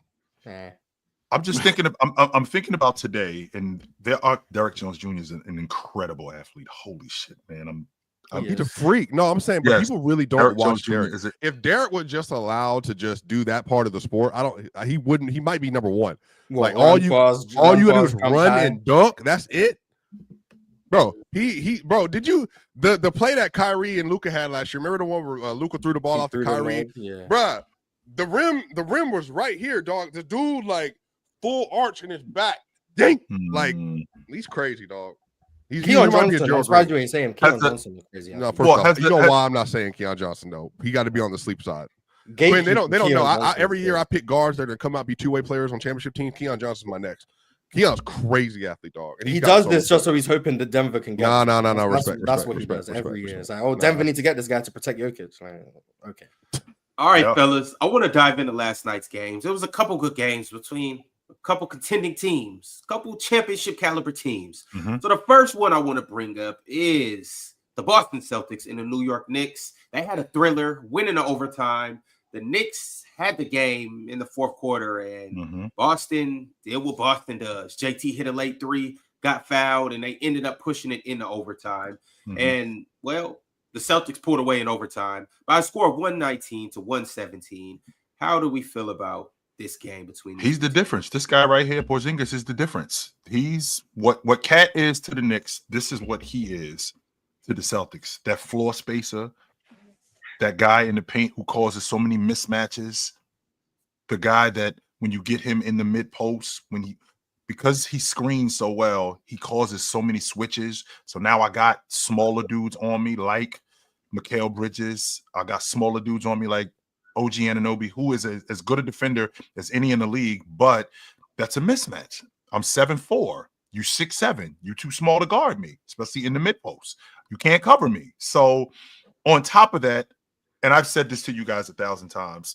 I mean, Jason Tatum, he just sees fire when he sees the Knicks, particularly Mikal Bridges. He sees fire when he sees them. So for them to handle the Knicks the way that they've been handling, that's probably their best effort. The Knicks have lost to the Celtics 4 times this year, and it's all been like they've handled those guys. I think that was the best opportunity that they had to beat them last night. No Jaylen Brown, and I don't think Al Horford played last night neither, if I'm not mistaken. Jaylen Brown was there.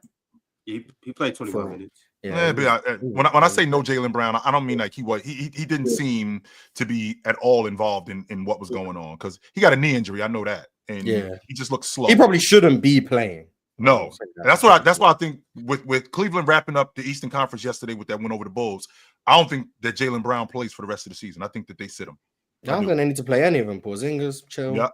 Jason Tatum, I understand he says these kids come there to watch him. Go wave to him. Go chill out. I ain't arguing that. Mars is right. You had 82 games to come see me. Yeah, but that short Jason Tatum hit to send it to overtime. That was ridiculous. Big time shot. Yes. That and I'm was hearing ridiculous. why didn't OG Anunoby, why didn't he crowd him at the long ball line? Well, first of all, getting downhill, your momentum is taking you this way. On top of that, when Jason Tatum slams on the brakes at 6'9", 6'10", the amount of space he creates after he slams on the brakes, you can't get to that. You can't get to it. So yeah, that's a ridiculous. He created shot. so much space. You can't get to it. Crazy move. Yep. So And I got the them. Knicks still haven't beaten you one know. of the good teams, right? Is that what the stat is? The Knicks still haven't beaten a good team. That's 0 for against Cleveland, 0 for against the Celtics, Thunder. 0 for against Oklahoma City. Trash. Yeah, that's tough. But I was supposed to pull that game out last night, and I liked what I seen from Cat. I like Cat's aggression. Cat seemed like he was really trying to, win that game. He had 34 points, 14 rebounds. Jalen Brunson doing Jalen Brunson things, 27 points, 10 assists. That Mikal Bridges turnover at the end didn't help. Oh, that broke their back because first of all, it shouldn't have been. Cat stepped out of bounds and came back in to get the ball, even though the ball was still in bounds. So he shouldn't have been the first one to touch it. That's number one. So he shouldn't have been able to get the ball back. But then they get the ball back. Why are you going to Mikal Bridges in that particular situation, considering that Cat had it going? I mean, I don't know what they were trying to run. It What just was the looked like plan it was there? just, I don't know what they were trying to get to, but I mean, wherever they were trying to get to, I think it starts with Mikal catching the ball. And he just didn't. So that was unfortunate. But I think the Knicks, I know they lost and there's no like moral victories at this point, but like the Knicks aren't playing for much at this point. So I think the fact that they competed with the Celtics, and I think I don't want to say ordinary circumstances, they did enough to win the game because ultimately they lost. But like I think the Knicks showed in theory, and I'm sure this is probably how they might be viewing it, that they can compete with the Celtics. Cat has it going. He was abusing mismatches. Yes. That's something he struggled with against the Celtics in general this season. But last night he was punishing mismatches. Brunson has just came back. Brunson looked about as good as you could hope for someone who was dealing with his ankle injury. Defensively, they competed as hard as they could, trying to run guys off the three-point line, all of that stuff. So I think they can take some of it as a positive. They still lost, but they can take some positives from that they can hang with the Celtics. And then maybe take that into the postseason if they see them in round two is probably when they team. Round. So which moral victories, I guess. And history has shown, even though the Knicks have lost to them every time they played them this year, I think they're 4-0, 3-0, 4-0 against them this season. I don't think they beat them one time. So with that being said, history has shown me in the past that even though you beat a team in the regular season, you could lose to them in the playoffs. I saw the Bulls in '89 lose these many times to Cleveland. This was when during the division you played teams 6 times in the division. 6-0 the Cavs were against the Bulls. You didn't beat them one time. Yes, 6-0. Yeah, no question. Just last year, I saw Minnesota. These how many times they beat Phoenix last year in the regular season. Not one time did they beat them, right? And then they end up getting mopped out the playoffs. So the idea that, okay, sure, in the regular season, when we get to the playoffs, when you start to factor in mismatches, right? But be that as it may. Sure. Do you have them beating them? I do not have them beating them. We have. I mean, I think everyone up here has Boston going to the finals. Yeah. Right? No, I do not have them beating. Just moral them. victories that the Knicks think they can compete. That's all it is. Maybe it's just I have Boston beating everyone in the East. Yes. So yeah, Knicks included. But they just bringing that up. Yeah, we trying to give the Knicks some life. I feel like we don't talk about the Eastern Conference that much, mainly because the West is like going crazy. Well, we haven't seen Mars. When was the last time we seen something like that? We got a 4-way tie. We got 4 teams. Yeah, I get it. Like I get why we're talking about the West, but like we haven't spoke about what Giannis has been doing to close the season. Like at all. We haven't, huh? Isn't he averaging almost a triple-double, something like that? Averaging almost 10. He had another one last night. Yeah, like what Giannis has been doing in Dame's absence, he's basically playing point guard. Like that's practically what he's doing, and he's been amazing. And like we're barely talking about it now. Does that mean the Bucks will win a championship? I doubt it. Like I'm not picking it. But what Giannis has been doing has been nothing short of amazing. Like he's been as close to perfect for Giannis as you could expect. Like there's nothing more you could ask from him. But I also think, Mars, that when you have a season like what SGA is doing and what Joker is doing, unfortunately, Giannis even though he's nothing short of amazing, it kind of gets thrown by the wayside because the narrative with the Eastern Conference, well, the Eastern Conference is weak, which it's not. The Eastern Conference is weak, and the Western Conference has always been the superior conference, and the better players are in the West. You kind of forget that, you got a dude over here averaging 30 and 10 for the third time in like 3 years. That's going on, right? But also, he's having a really good year. He's not having a really good year, Swiper. He's having an amazing season. No, he's having a really good year. Like, it's just, he's good. It's like, I wish sometimes, like with the Giannis thing, every time we frame Giannis, not up here necessarily, it's like, well, why isn't Giannis getting as much love as so-and-so and so-and-so and so-and-so? And I'm just like, just praise him. Like, he's elite. I think he's still arguably a top 2 player in the league. Some people think Shea is better. Whatever. Just no agenda there. He's very good. He's a top 20 player of all time. Like, he's at the peak of his powers. He's having an amazing playmaking stretch, especially. And for a power forward, he's having one of the best playmaking stretches over the last 6 years we've seen, especially the last 3. He, I think, is a great passer for the position. He's a great finisher, one of the best all time. He's shooting really well from the mid-range this year. His defense he's turned it up since he's had to. He's a truly like remarkable player, and he deserves all the credit. Him not finishing top 2 in MVP race with any credibility at all, then has nothing to do with him at all, or takes away from his greatness. Like, and I think there's 3 really good players in the league. There's like, you know what I mean? Like, the top of the league is really good. Yeah, and it's really hard. It's really hard to win an MVP.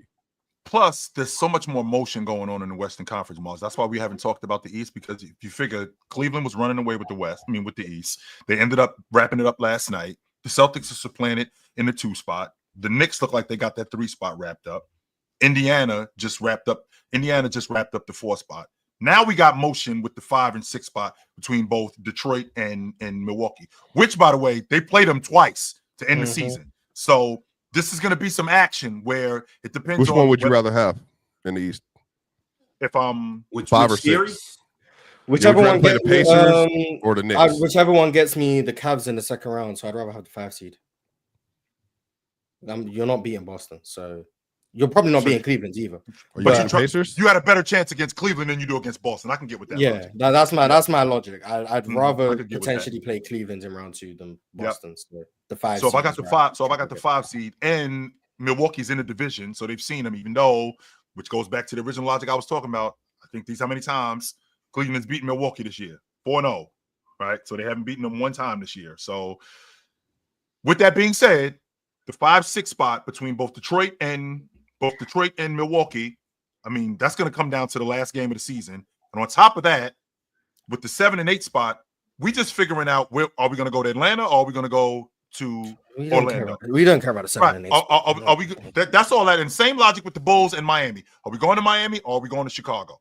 Well, to be fair, Paolo has been like, playing really well. Yes, he has. About it. Yes, he's been great. We had first 5 games of the season, Paolo, and then he got hurt. Yep. And then we had the month after he got hurt. For all intents and purposes, he sucked. Like, he was bad. It was bad. Paolo, over the last month or so, has looked really, really, really good. Now, Orlando's gonna lose to if they make the playoffs. They're gonna lose to whoever they play. Yep.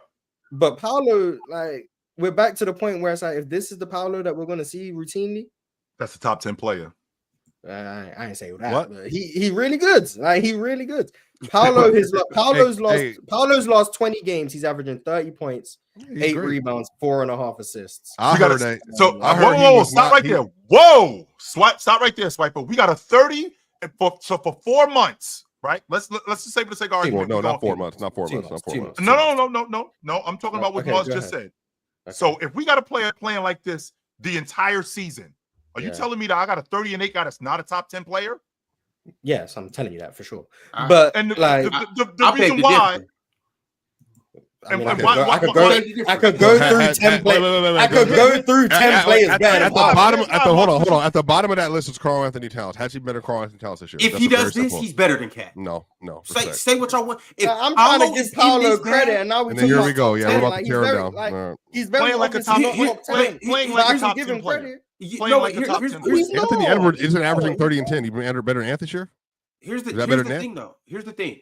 obviously we're talking about him averaging 30 and 10 for the whole season, which means he's up here. He's averaging 30 and 8, not 30 and 8. That's what we're going. 30 and 8. From what we're seeing, 5 miles, he's like this. 38 he's been like this season. Yeah. So we're judging it based off what we've been seeing this season. Yep. If he plays at this elite level, last night 30, 10 and 8 or whatever it was, if he's giving you that on basically a night-to-night basis, he's a top 10 player. Mars, you moved Wemby up into the top 10 this season. Yeah, because Wemby's better than him. Better. And Wemby's not 30 and 10, so it's not about the box score numbers he puts up. Wemby is better than Paolo. He's a better Wemby player. Wemby averages like 25. Like, it's not about that. And he's a better player. Jason and I'm not Tatum going to doesn't argue average 30 and 10. Jason No, he Tatum averages doesn't. like 27, and he's better than Paolo. No, matter of fact, It's why not isn't he about better than Jason Tatum? And he's averaging 30 and 8 and 5. Of course, you have to bring it out. No, but why? No. But I'm saying, but obviously we're adding context to this. Like 30 is not. He would be an all NBA level player. He would be. Like, he would be an getting amazing 13 player. more But votes. like, we Yeah, don't need 13 to votes. just jump the gun and say top 10. Like, there's very clearly 10 players better than Paolo. He's still amazing, and what he's been doing the last 2 months, and the way he started the season, like we're seeing, this is the realized version of Paolo when he's physically dominant. He's stronger than you. He has that level of agility. He can get downhill. The passing and all that stuff is amazing. Down the long ball. Like all of that stuff is more. amazing. And I said this when Paolo started the season this well, because I remember I was part of the France is better than Paolo club.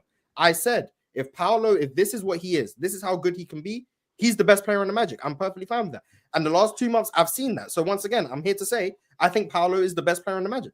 What he's doing, if this is who he is, the best player in the Magic. Not a top 10 player in the NBA. Like, not right he's now. not he's very obviously not better than Shea. Right. He's not better than Giannis. He's not better than Jokic. He's not better than Luka. He's not better than Ant. He's not better than Jason Tatum. He's not better than LeBron. He's not better than Steph. He's not better than Kevin Durant. He's not better than Anthony Davis. He's not better than Wemby. Like, I can keep going. Like, he's not better than That was 9. That was very clearly more than 9. Jalen Brunson. Shea, Giannis, Jokic, Luka, and Jason Tatum, Kevin Durant, Steph Curry, LeBron James, Anthony Davis, Wemby. That's 11 names right there I just gave you, who are all better than Paolo. So and there's no argument. And what I don't want to do. All right, so let's get back to who Paolo is, because I don't want to bash I was Paolo trying to praise him, and then he let's argue that he's not top 10. 100% Orlando is on to something with this kid. I think what are we in, year 3 now? Year 2, year 3 now? Year 3. He's in year 3. Year 3 we're in now. And the way he's been playing, like I said, I'd like to see the rebounding get better. I think he could be a double-digit rebound. I do. I think he could be a double-digit rebound, especially the way that they play defense. He could be a better rebounder. But with that being said, the offense, from his standpoint, I think the shot creation, not just the shot creation, the shot selection, once that improves, I think we're going to be talking about a completely different Paolo than we are talking about right now. And the idea of him being 30 and 8, I mean, is it ridiculous to think that he could be a 30 and 8 guy for 4 or 5 years? I'm thinking more on the lines of like a 26, 20. I'm thinking between 26 and 28. I'm thinking that kind of guy. And if I can get 28 and 11, 26 on the season. In right. 40, obviously 45 games, he's been in and out. He's had a rough stretch. He's had a good stretch. He's having a great stretch. But I think 30 and 8 low-key light for Paolo. Orlando gets some space and he'll be way more efficient. Like, the numbers might go down. I don't know. But 30 and 8 that's nuts. He's gonna be once Orlando just build around him in France correctly. Like they'll be fine. I think that they were trying to do it when they got KCP. I think the idea was to get a long ball shooter, spacer in here, and they were decimated by injury, right? They did build good around him. Yeah, Jalen Suggs ends up going down. I'm higher on Cole Anthony than a lot of you guys. I think he's a really good backup lead guard. I do. I think he's a really good backup lead guard. I know you don't love him. I dig him as a backup lead guard, but they were decimated by injury. I think that's what threw a monkey wrench in everything that they were doing this season. Mo goes down, Franz goes down, Paolo goes down, Jalen goes down. So that's I think that's the one that slept on was Mo going down too. I think so, to your point, Mars, because I mean, I was high on Orlando with you. I'm real high on Franz.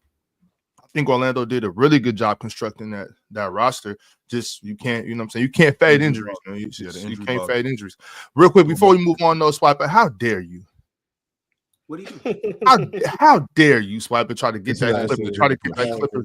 This is not an agenda push, Swiper. I was standing side by side, shoulder to shoulder with you, pushing the line for the Clippers. As a matter of fact, I arrived to the battlefield before you. You sit here, you sit here and just you did not try to erase me from the history books. I know you never. Yes, he did, Ox. Yes, he did, Swiper. He was going back and forth with me with this. No. No, you're not doing that, Swiper. Thing two, you never go against thing one. So when he was pushing back against me, you were nowhere to be seen.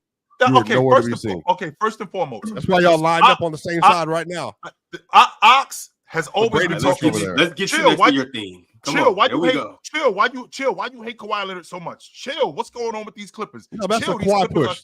These Clippers. You picked the Clippers because of Chris Dunn. Don't act like you was being objective. What are you talking about? That's not what happened. That's not what happened. Don't do that. That's exactly what happened. When I favor the Clippers because I say James Harden not never missed the pick playoffs, them it's to agenda. win possibly 50 games because of Chris Dunn. It's just bull knowledge. Because of Chris Dunn. No, that's a lie. Mars is lying again. Mars lying. It's just bull knowledge when you do it, but when me and Ox do it. When I say Chris Dunn, one player, he's not the reason why they winning. It's obviously Kawhi, James Harden, and Zubac. And by the way, I said Zubac was an all-star this year. You did say that. Yeah, you did say that. Before all, and then you're like, oh, just swipe it. You're gassing it. I ain't even starting no shit. I ain't even starting no shit. I just wanted to just. Now you all. Yes, you did. Yes, you did. Yes, you did. Swipe. Yes, you did. Oxen. It's cool because it needed to be started.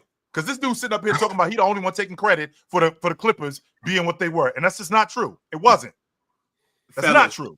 I want to talk about this game. Oh my god! Oh my goodness! Between the Lakers and the Thunder, it was a close game up until the refs decided to just ruin it. Yeah, Luka just got thrown out for what looked like saying something to a fan, but the ref took whatever he took with it, threw Luka out the game, and from then on, the Thunder just turned up on him. That's what he get. All that. That's what he get. Crying, Luka, all that, man. Who speak on it, Quinn? Speak on it. First check was pointless. They was making a run, and that gave OKC a chance to settle down. And then obviously you talking to a fan. I mean, I get it, it's entertainment, but like you gotta stop, Luka. Like stop. Who? Like you the best player in the world. When you locked in, focused, can nobody stop you but yourself? The constant complaining to the refs, the constant, oh, look at me, I didn't get a call, like all that stuff is just like, and Bron got annoyed with it last night. It was a time in the second quarter where he was going back and forth after the tech, and then he got the dancing, tried to draw a foul, went up for the shot and threw it to Austin Reeves, and it went out of bounds. And like I kept rewinding it because I was kind of surprised. Bron's like, yo, what you doing? Like, you know what I'm saying? So it's winning time now. Obviously, Luka's a winner. Obviously, he went to the finals last year, but that stuff, like his body language, those habits, he has to stop it for those guys to have a chance because teams are too good. The playoffs is going to be even less fouls. He knows that, and man, you playing with Bron, bro. Like it ain't just the Luka show, bro. It's and I think that happening last night was a reminder, like, bro, like he has to stop because as soon as he went out, OKC took off. I agree with you in principle that Luka's complaining and stuff. Like we spoke about that many times. I agree with that. I just don't think last night is the example of it. Like the first tech, that's on him. I think he knows that. But the second one, like that's just the ref just deciding to want to get himself in the game. Like, I understand what you're saying. Like control what you can control, and if Luka doesn't even talk to the fan in the first place, that he doesn't run into that problem. But at some point, we have to just like that's on the ref. Like I'm not going to blame Luka because the ref decided to be stupid. I'm with you, but as a basketball player, once you get that first tech, you got to know all the bullshit has to stop. I can't go back and forth with I'm with that. With a person on the fan because it looked like he said something to the ref. Like, you know what I'm saying? And the refs, the refs is the refs.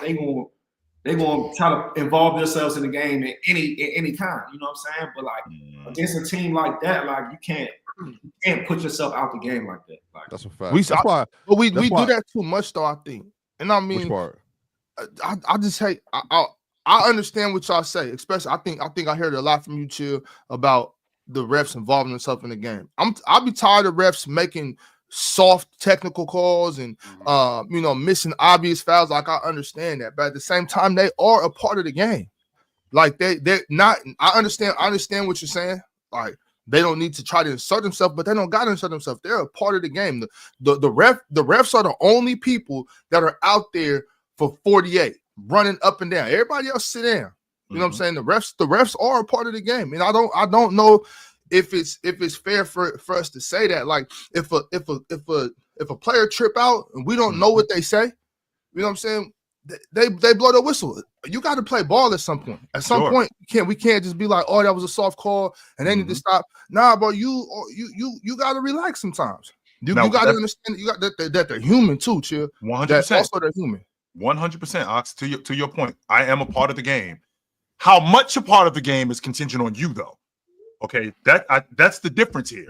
I am a part of the game, 100%. I'm out here all night.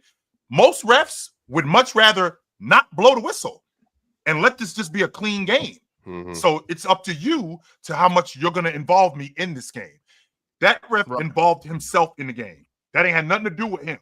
But to Quinn's point, I already got a reputation of complaining. I already got a reputation of yapping. I already got a reputation of doing this kind of stuff. Refs come into the game knowing that.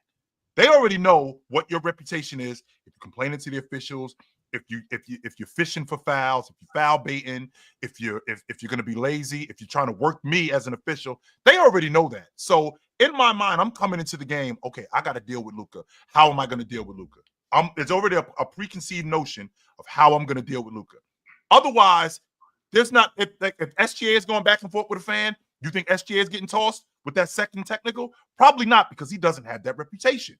So to Quinn's point, Luka has to know, yo, first of all, this game is of significance. We're only one game up on in the third spot. We're only one game up. And on top of that, we got an opportunity to win this game. So we don't need any nonsense on any level. We need you out here.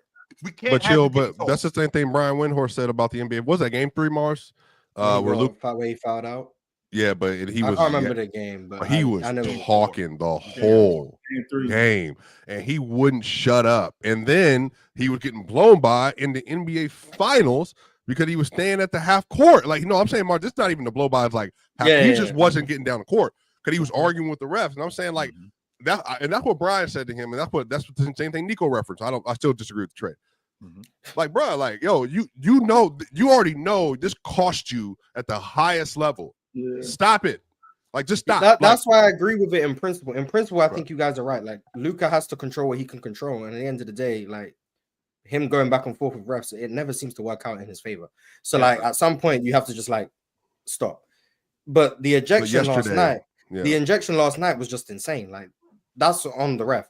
And I get what Ox is saying, that the refs are part of the game. Yes, there's referees in the game. They're there every night. Like, they are part of the game. But the same way, when players play poorly, we are able to point that out and talk about it. When refs do nonsense, like what they just did last night, ejecting Luka, we should be able to say that's nonsense. Like, we should be able to do the same thing. If they part of the game and we're here talking about the game, we should be able to talk about the refs the same way. And like, it was even a Vando tech too. There's no way they're part of the game. They're humans too. Well, so is LeBron James. And what do? We crucify LeBron James every day. LeBron James human, but doesn't stop people from talking about him. Steph Curry's human. It doesn't stop people from talking about him. These refs can't just be absolved of all responsibility of their actions. If referees make good decisions, like if referees make good calls, then maybe they should get more credit. If referees make horrible decisions, we should be able to talk about that. Agreed. It shouldn't just be like, you can't talk about these guys. If the players talk about them, that's a fine. If the coaches talk about them, that's a fine. If we talk about them, don't forget they're humans. Like, okay, so are the players. To that point though, but to that point, like, what superstar now, like, would do that? Like does what he does? Like, out of the top. I don't know about superstar, but I've watched Draymond Green. Yeah, Draymond has the longest leash after getting a tech I've ever seen. But Draymond getting ejected isn't the same effect to the Warriors as if Luka gets ejected. So, like, Bron isn't getting texts. You don't think so? Bron's only been ejected once, but like with Quinn, with Draymond getting tossed, considering what he does for them on both offense and defense. Anthony Edwards does the same thing. Okay, there's one superstar, Anthony Edwards. Anthony Edwards is talking to the. He stays barking at officials. Anthony Edwards, I think, is like close to leading the league in texts. No, he does, but to the point, like Luka. Like, Luka did it the other night against Golden State. He got a tech against Golden State the other night, like, which it worked in his defense. The next play, he got a 3-point. He got fouled on a 3-point shot, but he does it so much. Like, he does it so much to where, like, it has an effect on the whole team. Like, I think. I don't know. I mean, Ant does. He does the hey. He does that a lot, but I don't see Anthony Edwards getting ejected in a pivotal game like that last night. Like, I ain't gonna lie.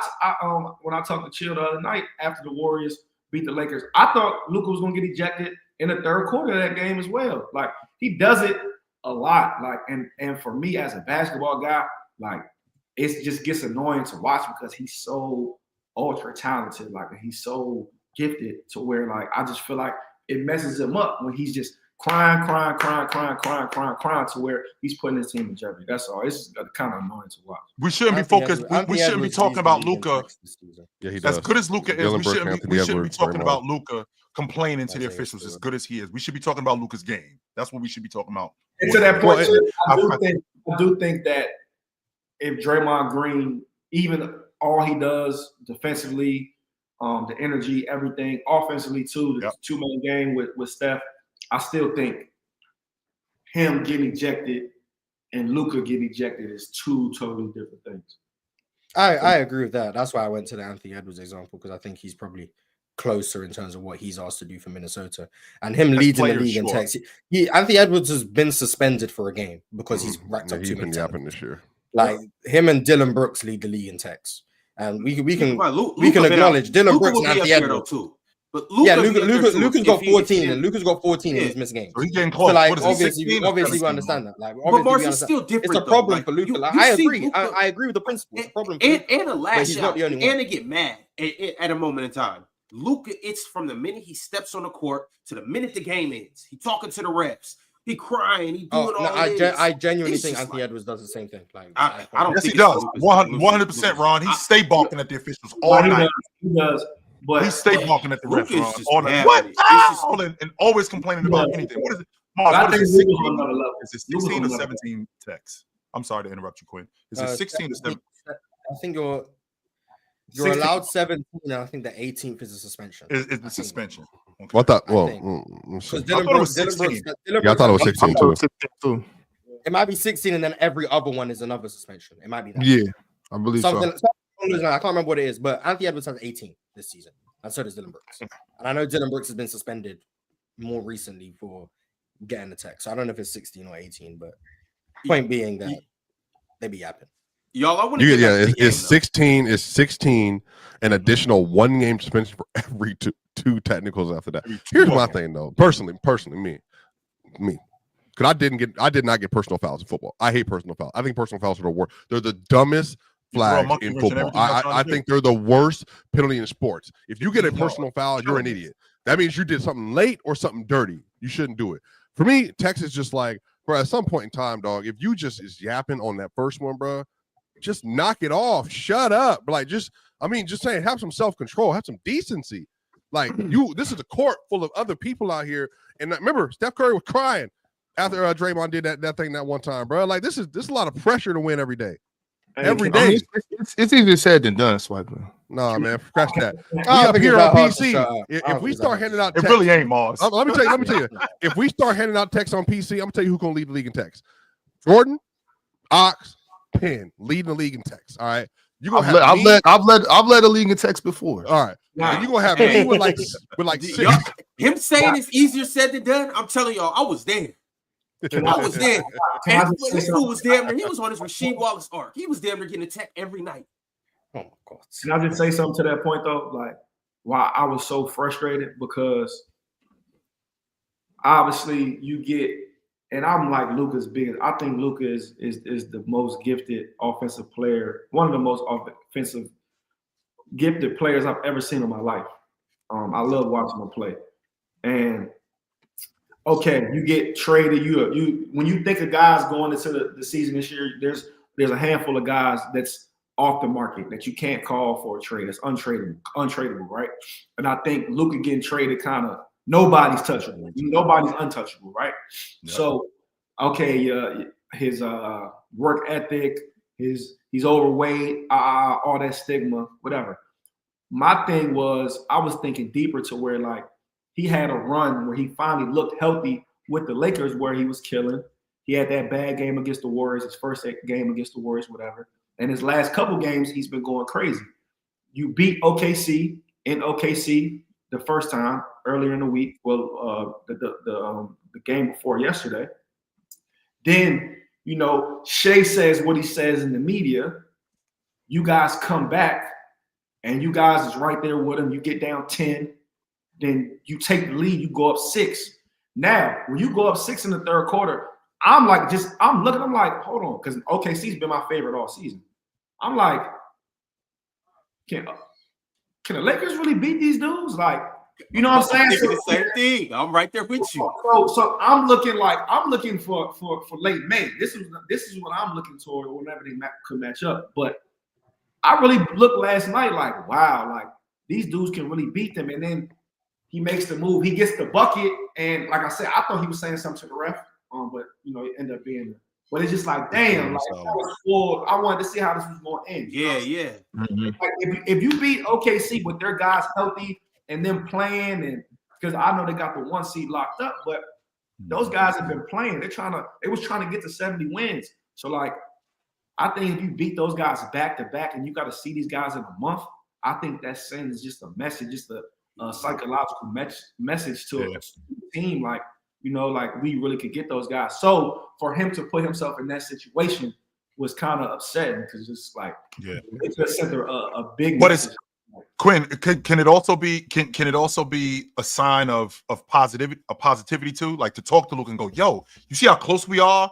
And if you stay on the floor, you stay with us, we got a chance against these dudes.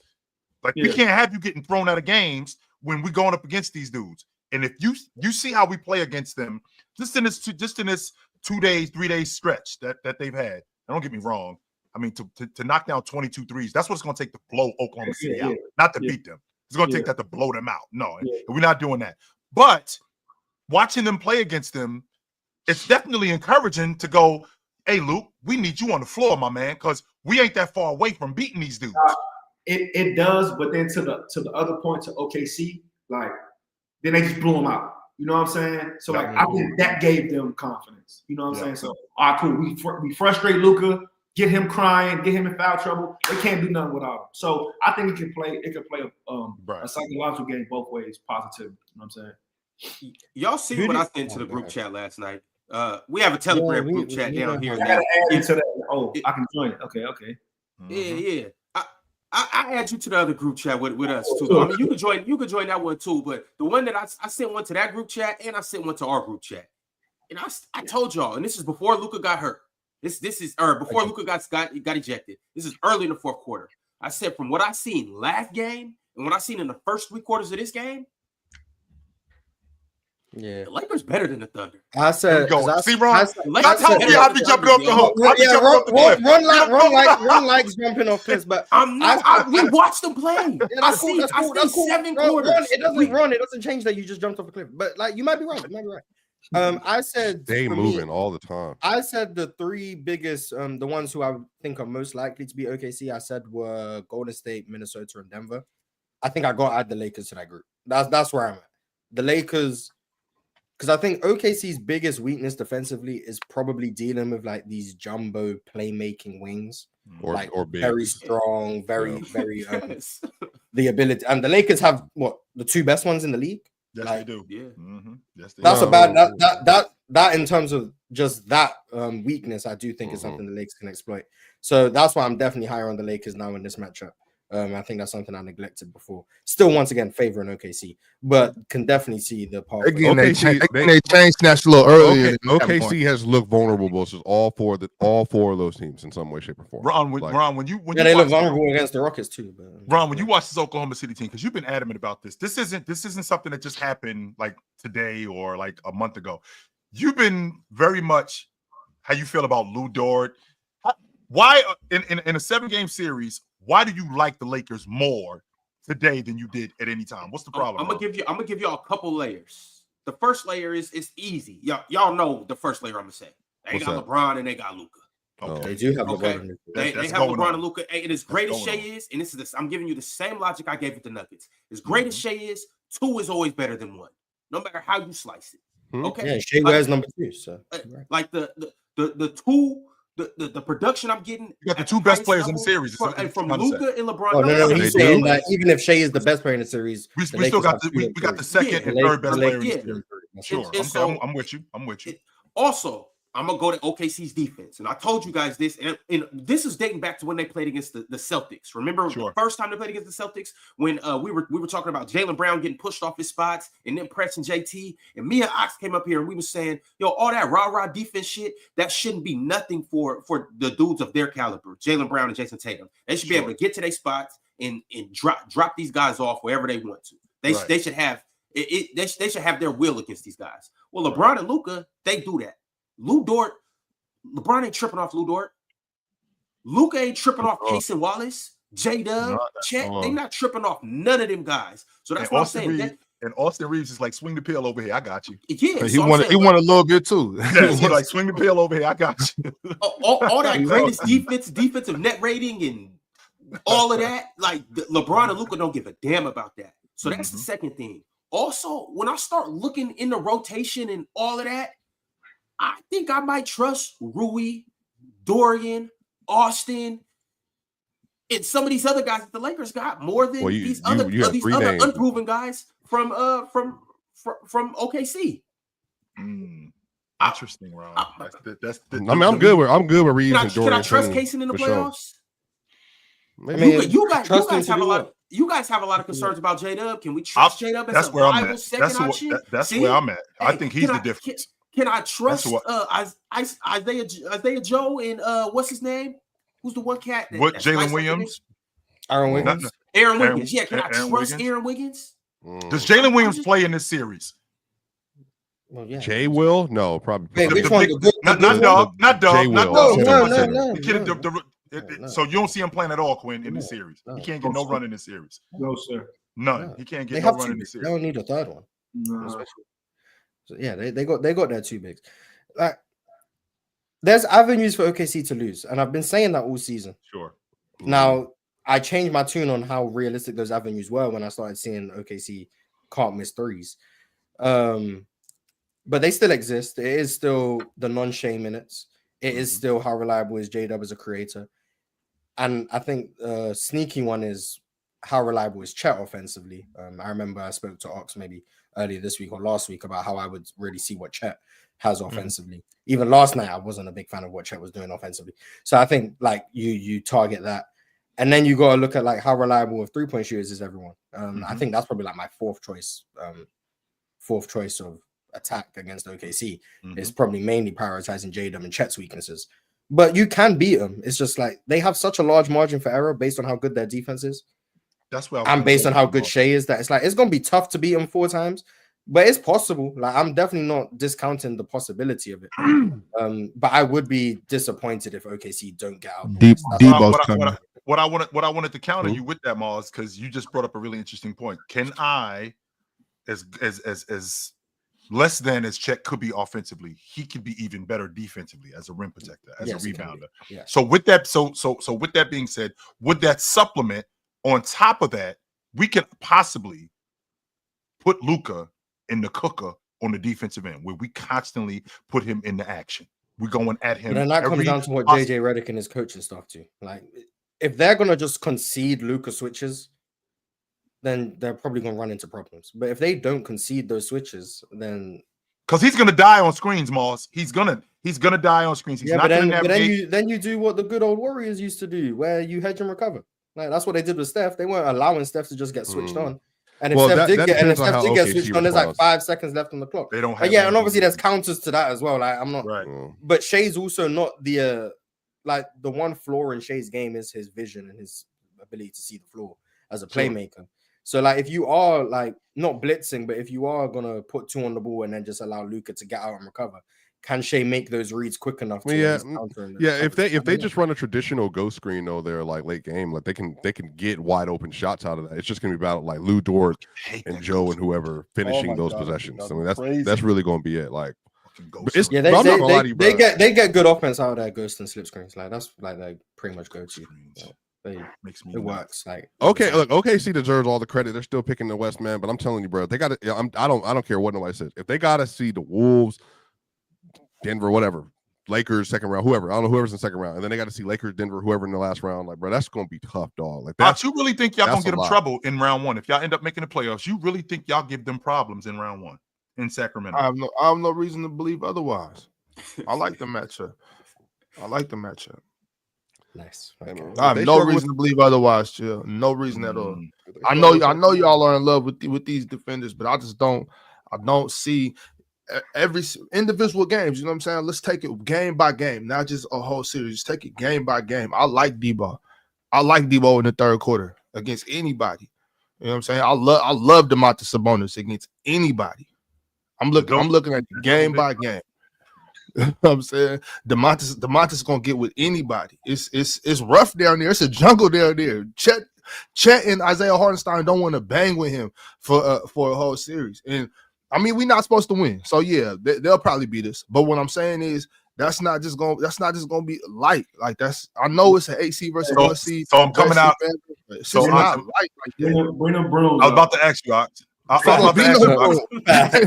No broom. I was about to ask you. It'll probably be a smooth little 6-game series. We're not supposed to win that. We won't. We probably won't. But so I'm coming out. Ox, am I coming out with a couple of broken ribs and a black eye? So I'm not like just walking through the neighborhood, like like I live around here. No, that's not what's going on. Well, I'm saying once we take care of Memphis and get that 8 seed, which is gonna happen, I think they'd rather play Memphis than play us. I think they'd rather play Memphis than play us for sure. So all right, let's say it goes 6 games. In a loser effort. Well, I don't want to make it seem like I'm saying we about to win this series. So let's just I know. Let's say go 6 games and OKC wins. What I'm saying is, how many chains does Debo snatch? He leaving with everybody chain. He leaving with everybody chain except for maybe Shea, because Shea gonna stay far away from him. So all right, cool. Well, y'all, we're gonna go ahead and dive into some super chats. I know you guys have sent through some love and got some things to say, so we're gonna do that. In a second, we're gonna get Quinn's top 10. I gave you the option, current or all time. Which one you rocking with? Who?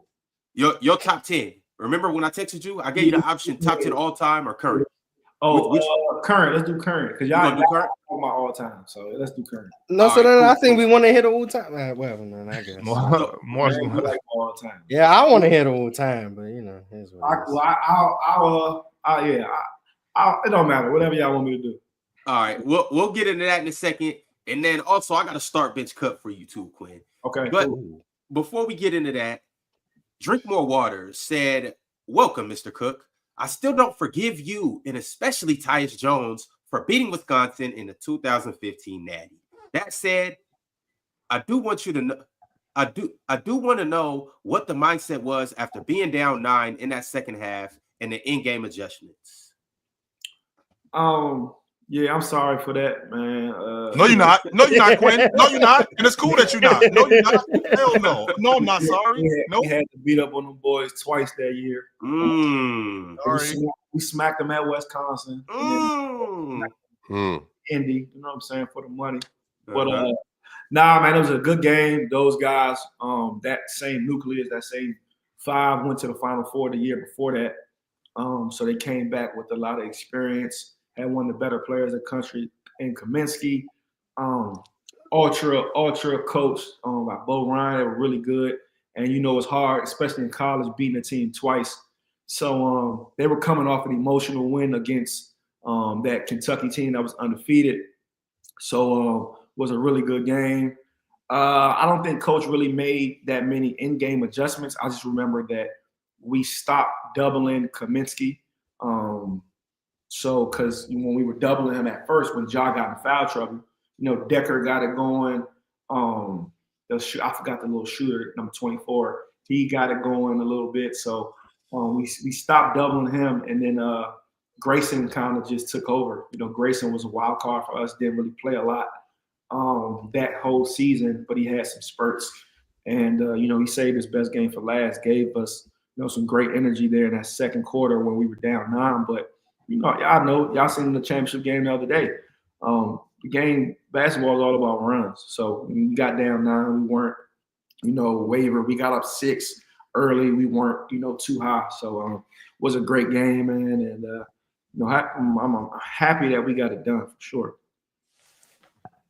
Yeah, that was I was watching that whole run down there with that guy right below you, that bad guy. Yeah, personally, that was one of my favorite runs out of you guys. Yeah. Just from just you guys' whole personnel. You had you over there as the vet. You had Tyus over there as a freshman. Well, you guys had 3 freshmen, but that's when Jaleel was really like. That's when we had a big man on the block. Justice was doing justice.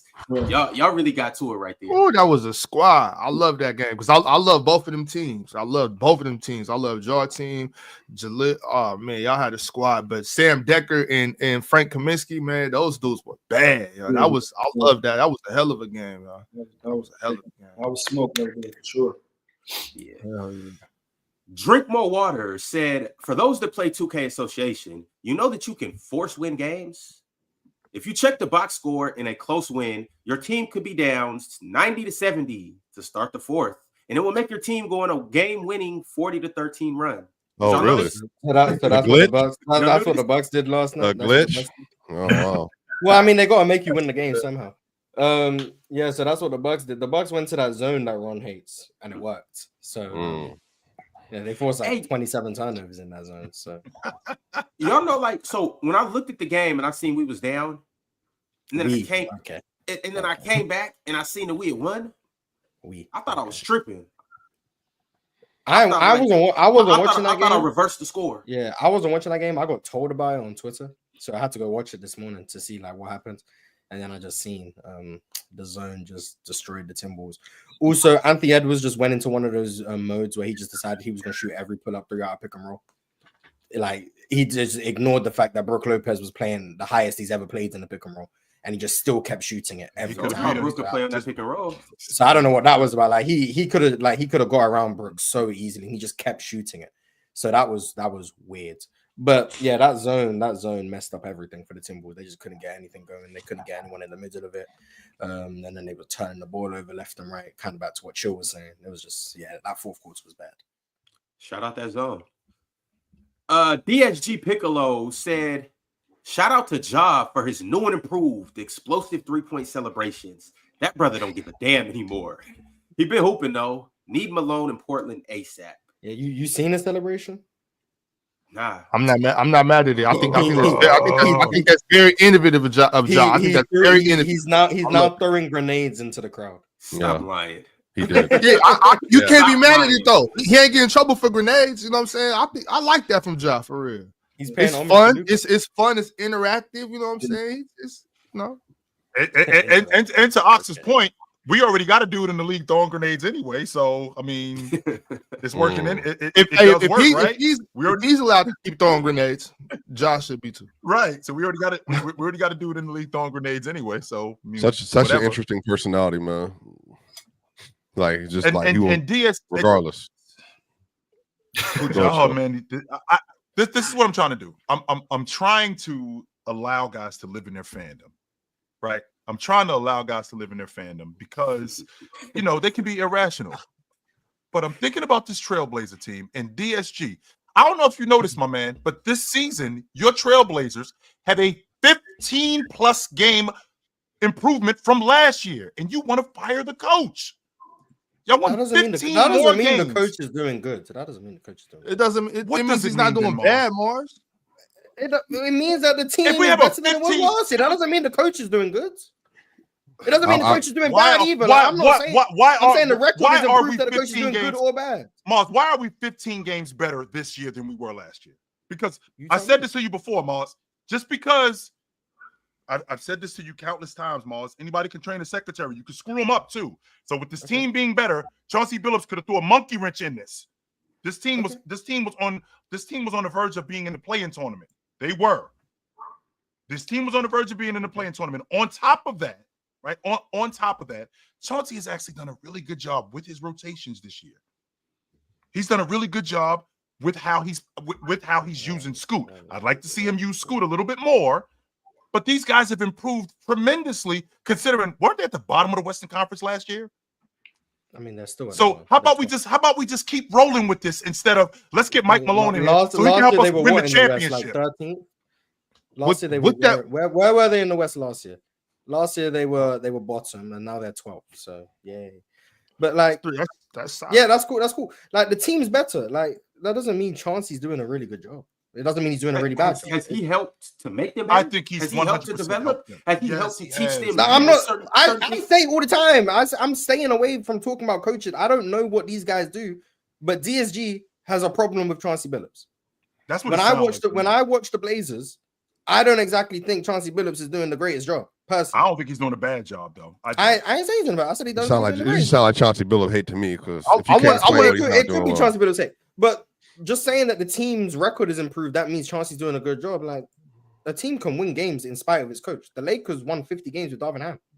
He was a bad coach. Oh, Like my that doesn't. Okay, prove Mars, it. I get what you're saying. That's fair. That's fair. We can't just assume that Chauncey's doing. Nah, it. and I'm not I saying think- assume I don't- I Chauncey don't Billups is think- doing a bad job. Like, I'm not saying However, Right, but if Mike Malone is available to come through Portland, what do you do? I want better Mike Malone than Portland. Do you keep Chauncey or do you bring Mike Malone through? I'm just curious to know what y'all would do. I was going for Michael Malone, and I wouldn't think. Chill. twice. I don't like it. Quinn? I really don't. I like what they're doing with Chauncey. I like what they're building. I want them to keep Chauncey, man. He got those guys playing hard. Jeremy Grant's been out half the season. Aiden's been out, and those guys. I don't see why you go another direction. Yeah. And on top of that, you want to keep Chauncey too, right, Swiper? He just doesn't want Michael Malone to be in Portland. Yeah, So I think that's you a- can't I'm get- sorry. He's gone. I'm No, sorry, bro. I'm sorry. Like, No, he's gone. no. You can't get See, people. no, it's not a sad My thing bad. at all. It's Hey, just, I let- think That that might he's, be great. it's all not right? a sad thing at That all. was insensitive of me, Swiper. I'm No, sorry, bro. I think that he's probably going to end up with the Spurs. Yeah. I've said this. Oh. I think that's probably more than likely where he goes. Yeah, I But, wouldn't be surprised about that. Yeah, I ain't he think has a about direct that. connect with Pop and the rest of them. Like, yeah, that makes complete sense for him to take That over does the make Spurs. sense. I like Yeah, that. does make sense. Yeah, that does. Him and Wemby. Ron, would Him keep and it Chauncey too. I'm with keeping Yeah. Chauncey. Yeah, I'm with keeping Chauncey. They probably. I mean, I don't know what they're gonna do. Whatever they do, they do. I'm not the high forecast. I feel like we live to your point, Mars. You know, we don't really know what's going on with these coaches. No, we don't. We don't know what's going on in the locker room. We don't. But I feel like with Darvin Ham, there was already that energy in Los Angeles, right? There was already that energy in Los Angeles that we got to win this now.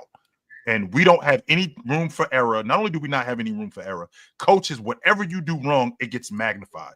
We knew that this thing in Portland was a rebuild. We knew that. And it seems like that's going on. These players seem to gravitate toward Chauncey Billups. We already heard in the news what was going on between the dissension between both Darvin Ham and Anthony Davis, Darvin Ham and LeBron James, how they didn't appreciate a lot of the stuff that was going on with him. We don't really hear that as much with what's going on in Portland. It doesn't seem like that kind of thing is going on. It seems like they're building something up there in Portland way more. Now, don't get me wrong, Mars. When we get to a level where we now get to the playoffs and you got to win, well, the expectation gets a little bit higher and the demand on the coach is a lot different. But I feel like in this particular situation, I want to roll with Chauncey Billups. I do. Go ahead. I don't have a horse in this race. If he stays, he stays. If he doesn't, he doesn't. No. Mm-hmm. I'm rooting for Portland to be good, man. I'm serious. Said, as a temporary Nuggets tolerator, because I'm a Westbrook fan, I can speak for all of us when I say we want Darvin Ham hired as the head coach immediately. Facts. It's funny. Russ fans were celebrating yesterday, and I don't think they realized that the reason why Russ was in the rotation is only because of Michael Malone. He's not going to be out of the rotation. We see what Adam wants to do. Swipe, Russ has not been playing better than Jalen Pickett for like the last several games. So like, there will be a conversation. So a several game sample. No, Respect the several game sample. Russ is not Sample good is since sample. the All-Star break. He's averaging 5 turnovers a game and shooting below 45% since the All-Star break. That's Here a we problem. go. Here we go. So yeah, that's a big deal. Here we go. Quinn, how big are turnovers for a point guard? I think they're the biggest for me. Okay. Well, Ron used to play guard, but he doesn't Swiper, identify. we with- know that with we playmaking know well. that as the lead guard, your job is to take care of the basketball. And if you kill us in that aspect, But in my lens, I've always been a backup in the league, so as a Right. backup, you can't come in. But that's what I'm saying. But Quinn, It's even what more is Russ predicated now? on you as a Russ is a backup, backup sure. guard now. So I'm saying you have to have a level of stability, and your floor can't be 5 turnovers, 7 turnovers, 9 turnovers. Like it just can't be. Like He had that game against the Rockets. It was bad. 9 turnovers. His floor is 9 turnovers. He's No, had the 9 floor, and the 7. floor is like 2 turnovers. No. When you say floor. I'm sorry. Oh, Maybe floor is worse. No. The floor is worse. I'm Yeah, saying his the ceiling. worst it can be is like 9. No. Yeah. This is what I'm saying. Y'all have to. I'm saying his floor since All-Star has been bad. His ceiling has been not turning the ball over and having efficient games every so often. His floor has been worse than what it was previous to the All-Star break, meaning bad. That's what he's been. His ceiling has been. Hopefully, he plays well. Yeah, well, So this is not. Hold on, Ron. This is not a The Russ. way Jokic makes everybody else better, he got to No, make see, them better. we're doing agendas again. We're doing agendas. This is why Quinn's here. We're not doing agendas. We're just talking basketball, Ron. So you can stay in the agenda corner. What I'm saying is that if your responsibility is a backup lead guard, sure, you have to maintain possession of the ball. I've said this to you all year. The only person that can turn the ball over on that team is Joker, and he doesn't turn the ball over near as much as Russ does. So what does that tell you, Ron? If Jokic is passing the ball 80 times a game, averaging 3 turnovers a game. But Russ, he asked for him, right? No, but I'm saying he's fine. If you think about it, Russ's turnovers are indirectly Jokic's turnovers. Exactly. You brought him here. You're responsible for him. Mars, you are so we can only be basketball for 40 minutes at a time. Russ hasn't been good for like a month or so. Like Ron started this, by the way. We were having a great basketball conversation. Here come Ron. Yeah. All right, my bad. Let's get back to it. Cozy Newton said, "I got to know what Quinn thought about the Final Four game versus Houston. Also, what is it like winning in 2020 since you were a Laker Kobe fan growing up?" I don't even want to answer that first question. I went to the game, man. And the last 2 Duke games I went to, it was the Coach K's last game against Carolina in Canada. Remember that they lost, and then this last game against Houston. And the funny part was when I think Cooper hit the 3, put us up 9, I believe. It was a media timeout, and I called my mom, I called my sister, I called like 2 of my homeboys, like, man, I'm gonna book y'all flights out here tomorrow for the game Monday. Like, I just knew the game was happening. It was happening. Yeah, man. To lose like that, man, I'd rather lose by 30. So I'm still sick about that. And obviously, I grew up a Laker fan. Kobe was my favorite player ever. Kobe and LeBron, and all my friends were LeBron fans. So, and as y'all can see, I like to argue. So, I'm super and so grew up a Laker fan, seen 5 championships, idolized Kobe, and got a relationship with Kobe when I went to Duke. Coach K kind of put us together, and was a big brother to me. And when I got to play for the Lakers, it was a dream come true for me. And for us to win it that year in honor of him was a dream come true as a basketball super fan. So something I'm super grateful for. Sure. That's cool. Quinn, I want to ask you real quick, Quinn. How good is Cooper Flag, and how good is he? And what is he going to do in the NBA? Yeah. So we do something every summer. Coach K has a fantasy camp for 35 and older, participants, and he brings back all like the former players, guys from the late 70s, 80s, 90s, and going up to the guys who just left, and they have the whole team there. So the guys who are still playing professionally, we get to play against the current team. So and like I said, I've been a part of Duke. I committed to Duke in 2010. So I've been going to this camp since 2011. So this is my 14th year. Well, this is last year was my 13th year being a part of the camp. So I've seen, the Jabari Parkers when they first get on campus. I've seen the Brandon Ingrams, the Tatums, the Zions, the guys with the hype and that you've seen on YouTube and Instagram now and all this stuff. And so obviously, I had never seen Cooper in person. So I got to hoop against him, and I'm not trying to gas it or just because he's had. You can say it. No, you can say it, Quinn. You can say it. I told my group chat that he might have the best freshman season that I've seen. Just from he was the most polished freshman that I had seen to that point. And him being 17 years old, this is in May. Him being 17 years old at the time, just how he was offensively and defensively was something that was rare. Jabari Parker was unstoppable offensively. Yeah. You give him the I was ball. about to ask you, who's better than Jabari? Skill-wise, his quick step, Jabari athletically was on another level. Mhm. But defensively, Cooper was on another level. I remember seeing Zion, when he first got to Duke, as dominant as he was, as athletic as he was. Cooper was just on another level. Not saying Cooper's better than Zion. I'm just saying when I seen these guys at the same point, I just was most impressed with Cooper. And I wasn't surprised on the season that he had. I mean, he led us in every statistical category. His game got bigger, the later in the season. I mean, against the best defense as an 18-year-old, he had 28, 29, left some points on the board. So I think he's one of the best, freshmen to ever play college basketball. It's crazy that he says that too, because this is the same dude who, Jahlil Okafor, he averaged 20 and 10 as a freshman. No freshman in Duke history ever did that. Ever. And they won the national championship. So to say that about Cooper Flag, that's a big deal. That is a big deal. So shout out Coop. Chiefs. Go ahead. Yeah, I was just gonna ask you. It's like when you came out, what made Duke the spot for you personally?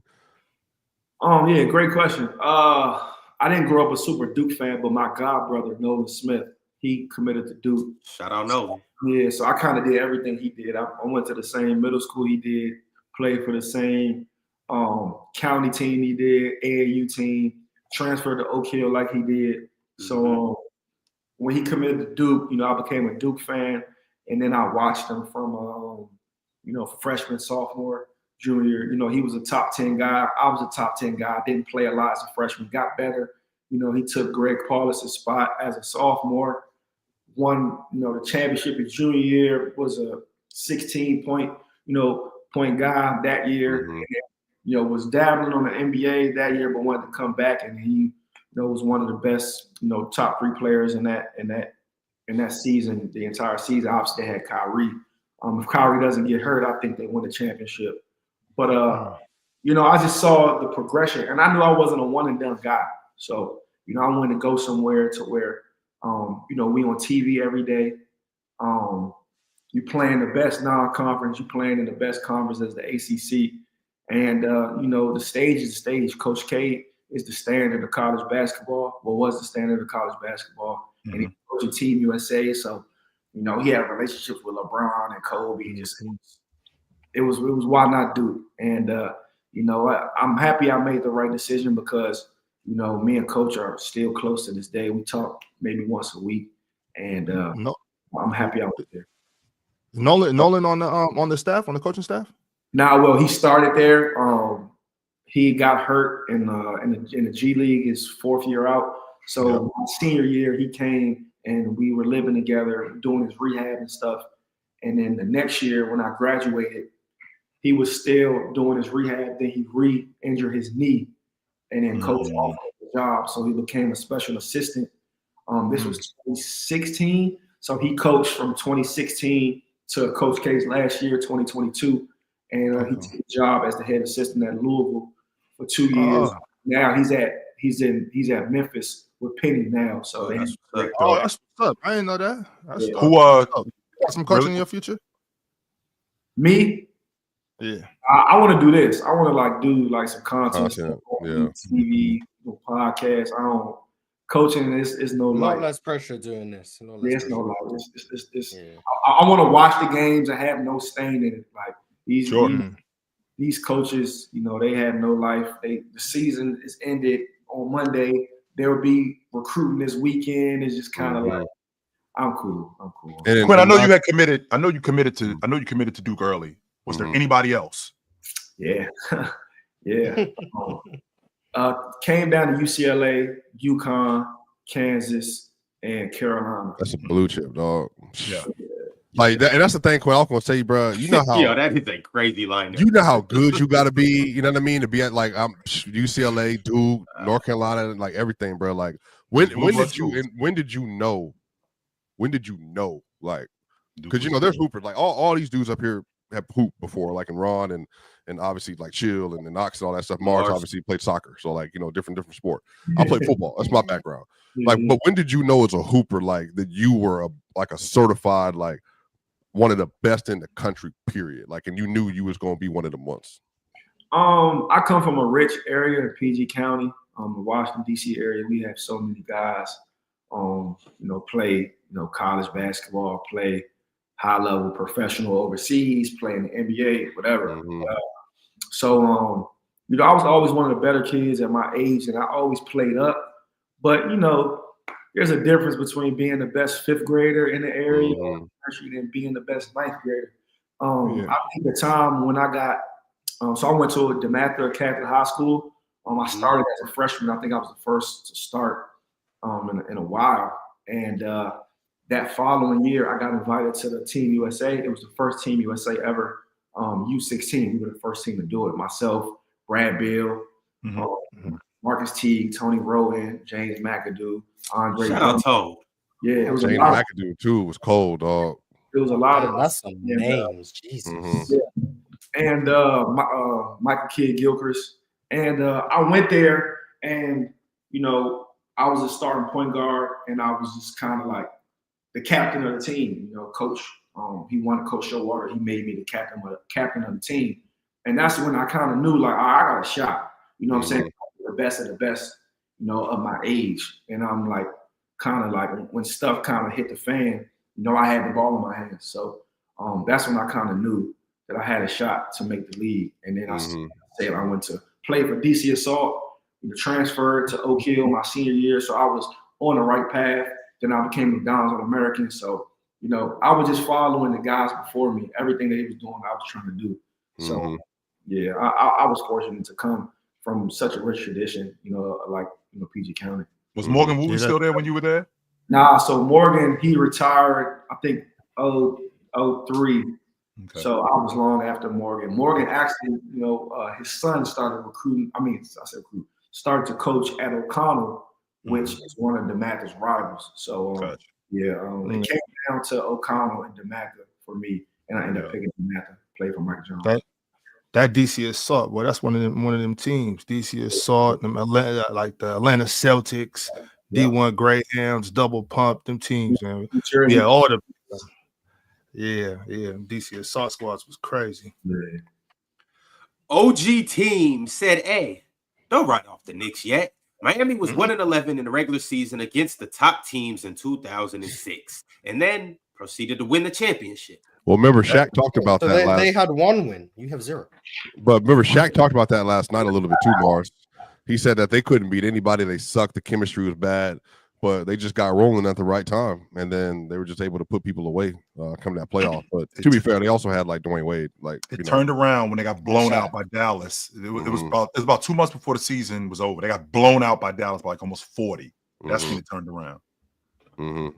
Never better late than never, I guess. But they also, like, to be clear, like that Miami team was really good. Like they were really good. They just were playing around for a whole year. I think they should have been in the finals. Well, I'm saying they weren't playing around like I'm saying they were BSing. Shaq missed the first 20 games. He rolled his ankle, so they were trying to figure out some things with that crew. And they had like 6 or 7 new guys. Gary Payton was new. Jason Williams was new. They had a bunch. Antoine Walker. They had a bunch of new guys on that crew. So that was the time when you were throwing crews together. And but remember, they like even with that team though, like they obviously Haslam was young, but like I mean, even just having like Alonzo Mourning, like Shaquille O'Neal, and Gary Payton. They just had a lot of veterans on that roster too that could just kind of like help them lock in when need be. And so once the playoffs came around, they just had nothing but experience, and then they just went to work on everybody. I don't think the Knicks have that. I'm interested in that super chat, Ron. Solomon said, "Are coaches like Mike Brown, James Borrego a good fit for Denver? And are there any assistant coaches like Sam Cassell you want to see get their chance soon?" I think they already got their coach. I think they're sticking with Adelman. I do. I think they're sticking with Adelman. I do. So yeah, I think with them and like I thought about Cassell, Mike Brown's another one of them. The thing that y'all probably can understand about this is coaching Denver is a different situation because coaching Joker is a different situation. Like he's not like other stars. Like you don't have to tell him a whole bunch of stuff. And like the coaching, it's just Malone knew how to coach like Jamal, Joker, and them. But I think you kind of have to know the DNA. So Adelman, if he does well this playoff, I think he will stay. But I think Sam Cassell's been waiting for a minute, dog. Like I think he could be a really good coach. I think Mike Brown's a great coach. There's some other assistants that are out there too, but David Adelman, he's been interviewed before, by the way, for head coaching positions. He almost got one last year. So he definitely is a guy that like could stay this round and end up like staying with the team and all that. But honestly, I really don't know, man. There's some really good like assistant coaches out there in the league. But the NBA is trying to go young.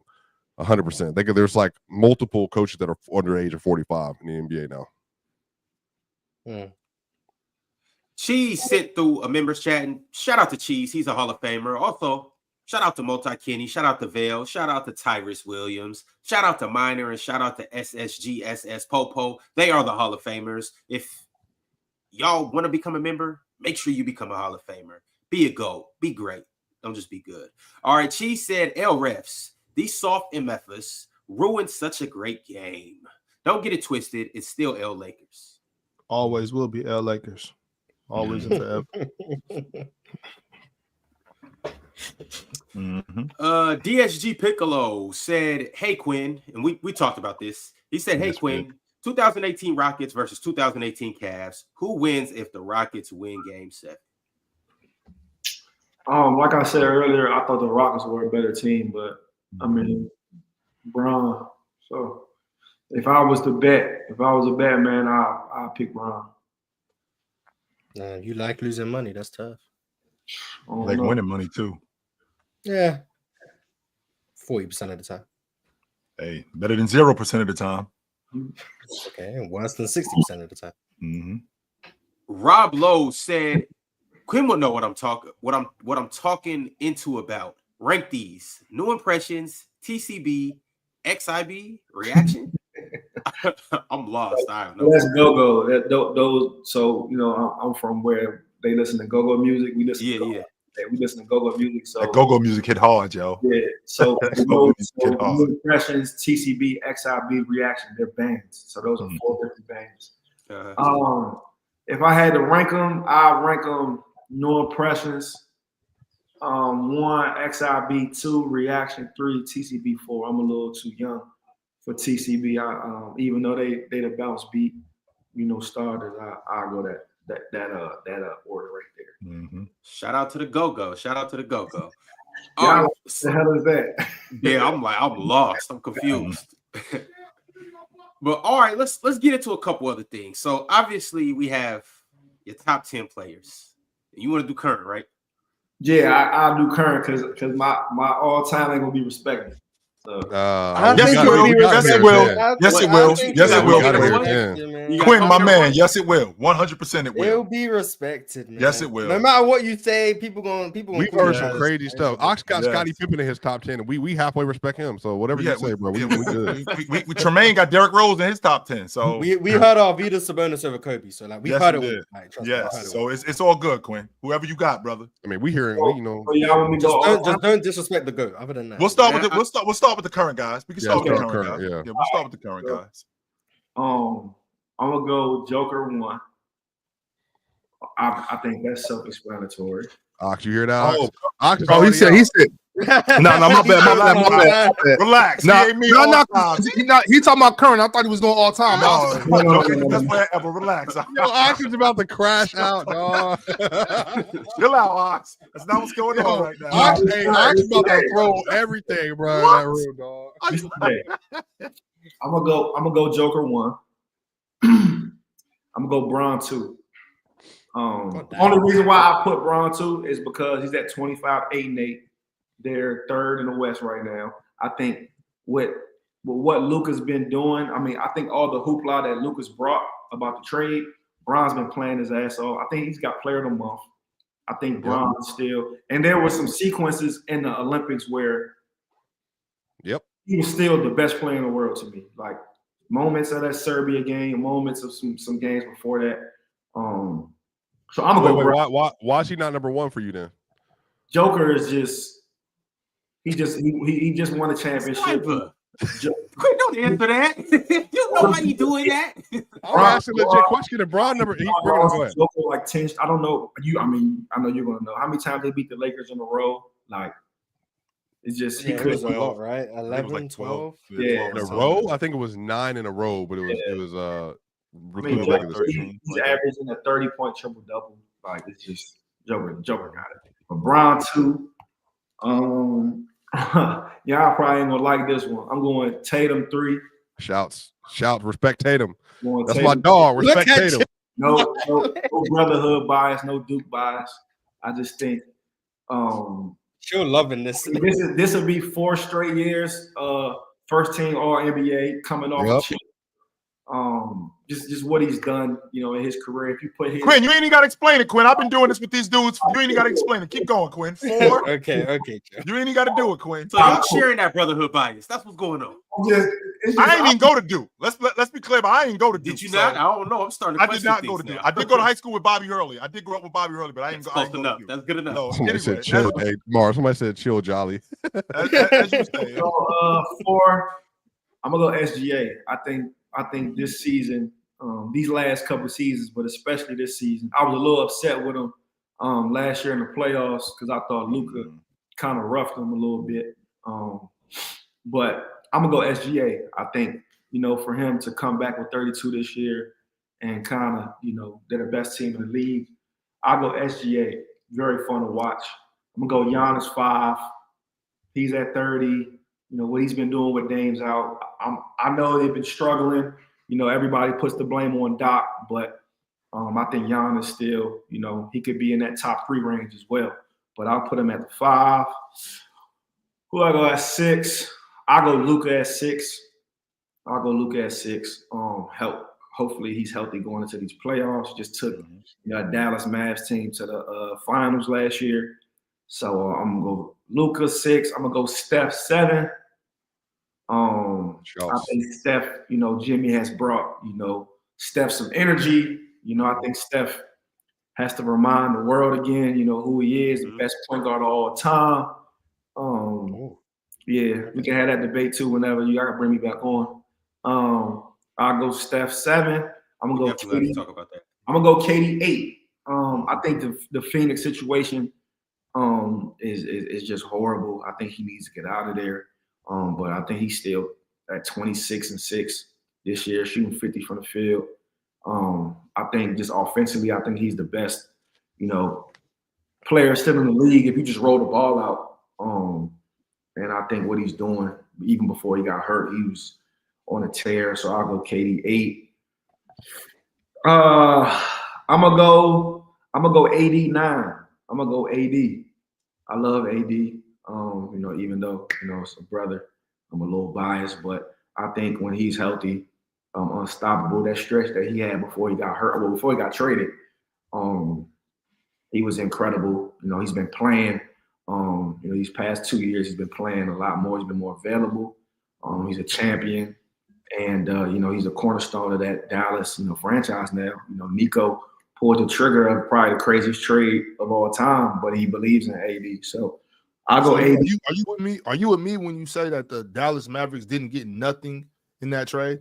I mean, they should have got way more if we're talking about a 25-year-old superstar. I mean, I think you a lot more, even though you're getting AD, but you're getting a 32-year-old, superstar who has had some injuries in the past year. So I just think you get a lot more. If it's picks, if it's even more players or whatever it may have you, I think you get more picks. But like they kept treating like saying like AD's like making AD's like he's a bum because the trade was so crazy, which how NBA Twitter is. So I mean, we know what AD is, and I'll go Ant Edwards 10. I think Ant Edwards is at the table now.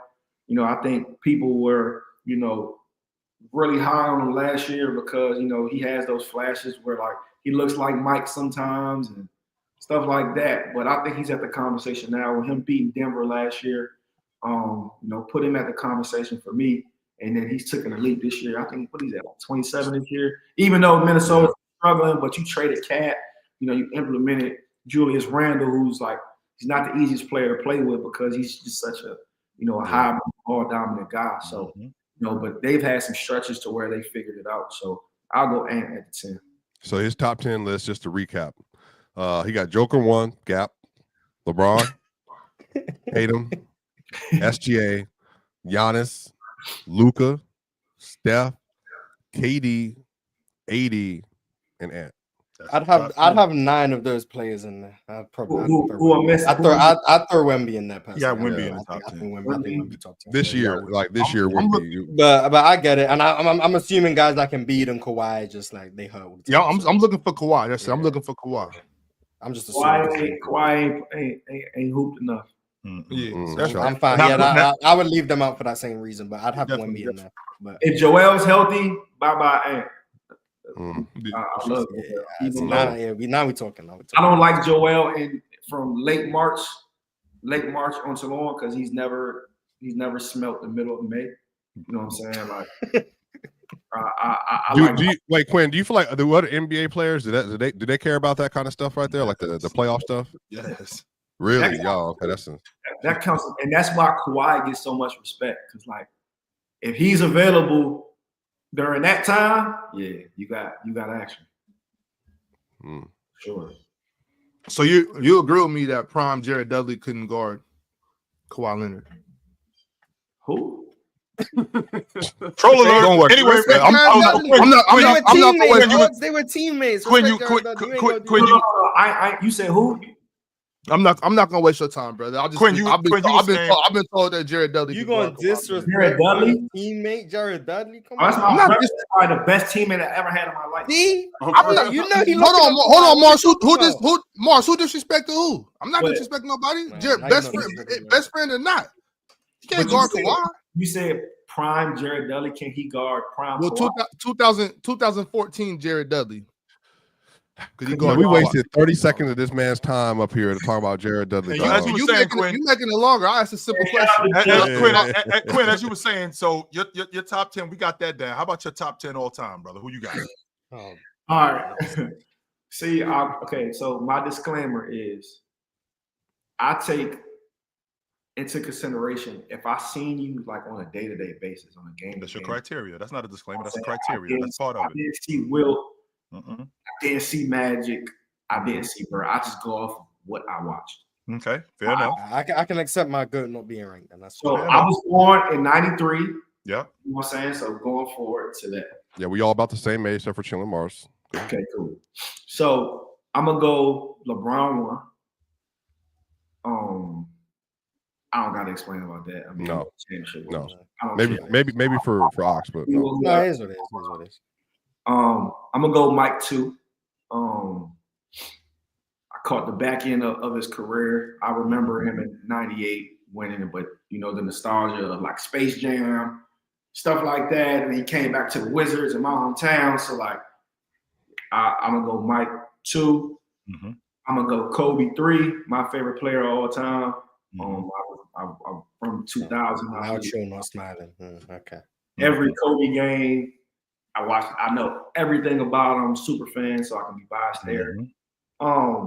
At 4, I'm going Steph. Best. Oh, goddamn. Okay. I mean, given the context, I think that's crazy at all. Given the context, for sure. You know what I'm saying? 4-time champion, 2-time MVP, first back to back, by the way. First unanimous. And then now he just got the Finals MVP, so we scratched that off the resume. At 5, I'm going KD. I think he's the most talented player I've ever seen in my life. Most talented player I ever hooped with. I think just from a standpoint, I think he changed the NBA when he went to Golden State. And, that team, I think it's the best team ever. So I go KD 5. 6, I'm going to go Shaq. I've never seen a player so dominant. And then for him to be a 4-time champion, I think he deserved more MVPs, but 1-time MVP, 3-time Finals MVP. And I just never saw anybody as dominant. At 7, I'm going to go Duncan. As a Laker fan, I hated the Spurs. I hated Duncan. He used to kill it. And love Duncan, love his game. Now, I know what I said, this is where like I'll put in like a Kareem just because the resume of what he's done, his entire basketball career, not even just the NBA. I think for him to have that record as well, to be have the MVPs, the championships, and you got to put Kareem in there. I'll go 9. I'll go Magic. I think he was the best point guard of all time until Steph won that last championship. So he's been, best point guard for 30 years. Got to respect Magic's championships, how he did them. He was a champion in college, and he helped change the game. And I like Hakeem. I like Hakeem. I know, he won the championships without Jordan there, but just what he was offensively and defensively. I just think that. I had an argument the other day, like if Hakeem and Joker would have matched up, like what would that matchup look like? And just to hear, the fans and ball knowers who watched him, and just to know how, just to hear them talk about how he was defensively. I'm a defensive guy. And chill. I mean, we talked the other day how much we love Mobley. Just what they do defensively. I love defenders. So I put Hakeem at 10, and obviously you got guys like Bird. You got other guys who can come in that mix, but right there. But I go with the guys that I saw on a day-to-day basis first. Yeah. So recap: top 10 all-time list: LeBron at 1, Jordan at 2, Kobe at 3, Steph Curry at 4, Kevin Durant at 5, Shaquille O'Neal at 6, Tim Duncan at 7, Kareem Abdul-Jabbar at 8, Magic Irvin Johnson at 9, and then Hakeem Olajuwon at 10. At 10, yep. I'm not mad at it. Aside from Kareem not being number one. You said everyone was going to be at the list. I mean, with your disclaimer, I think it adds up. My only question would be, because I be lurking in the comments, right? And I'll be seeing when you be commenting on the TikToks and stuff. Yeah, all of them. Yeah, you left a comment talking about how KD was the best player on them teams you was on in Golden State. So what led to you having Steph above KD if you think KD was better? No, he was the best player on those teams. I just think if you look at the resumes, the MVPs, he has more MVPs. He has 2 more championships. And he won 2 without him. He won 2 without Kevin. Kevin hasn't won, a championship without Steph. That's what puts Steph above Kevin. Is it a situation like KD's better, but like Steph's like resume is like just different? Does that make sense?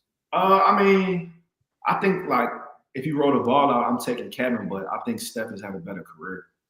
I would take Kevin before Steph won that last championship. Kevin was at 4, Steph was at 5. Oh, okay. I got you. And let me ask the follow-up question to Mars. It's a great question, great lead question, Mars. On those championship teams with KD and Steph, did you feel that there was like a hierarchy there, or was it more so they just felt like Steph basically just kind of stepped back or adjusted away just to let Kevin be able to cook a little bit more? Like, does that make sense? Like, was there like an actual conversation like in the room, or more so Steph just adjusted what he was doing to allow for KD to kind of be the lead guy per se? Yeah, I knew they were going back and forth about stuff like that the year before that, and I wasn't on that team. So when I got there, it kind of had everything kind of in sync. It was Steph's team to where like he was homegrown, he'd been there, they won a championship without him. So we all knew it was Steph's team, but when we needed a bucket, when we're in Houston and the Toyota Center's going crazy and they just made a 9-0 run and we need a bucket, we going to Kevin every single time. We're going to Kevin. It's a great tool to have. We got a 27 a game guy over here. How about we give him the ball? Yeah, it's a great tool to have. And then just to be honest, like Kevin wanted Steph to get that finals MVP. He did everything he could to get it to him. Yes, he did. That's all he was talking about all season. Like, I can't wait till Steph gets his finals MVP so he can shut up everybody, the naysayers, blah, blah, blah. But I think game 2, that's when Steph broke the record. I think he game 2, 9 threes. Yep. And game 3, we were struggling. Steph was, and Kevin just like accidentally just walked into 40, whatever. And then you just look at the numbers statistically. I think Kevin had a triple-double to game 4 to seal it. He wasn't even as aggressive. Like, that's how good he is. Like, he even wasn't as aggressive, and he just accidentally got the finals MVP back to back. So. Quinn, if it's Kevin Durant, could you say most talented? Do you think that if because Kevin is, whether it's Russ, whether it's Steph, whether it's Harden, whether it's Booker, he's always been willing to just like, he's so good, he can kind of float to do whatever he needs to do.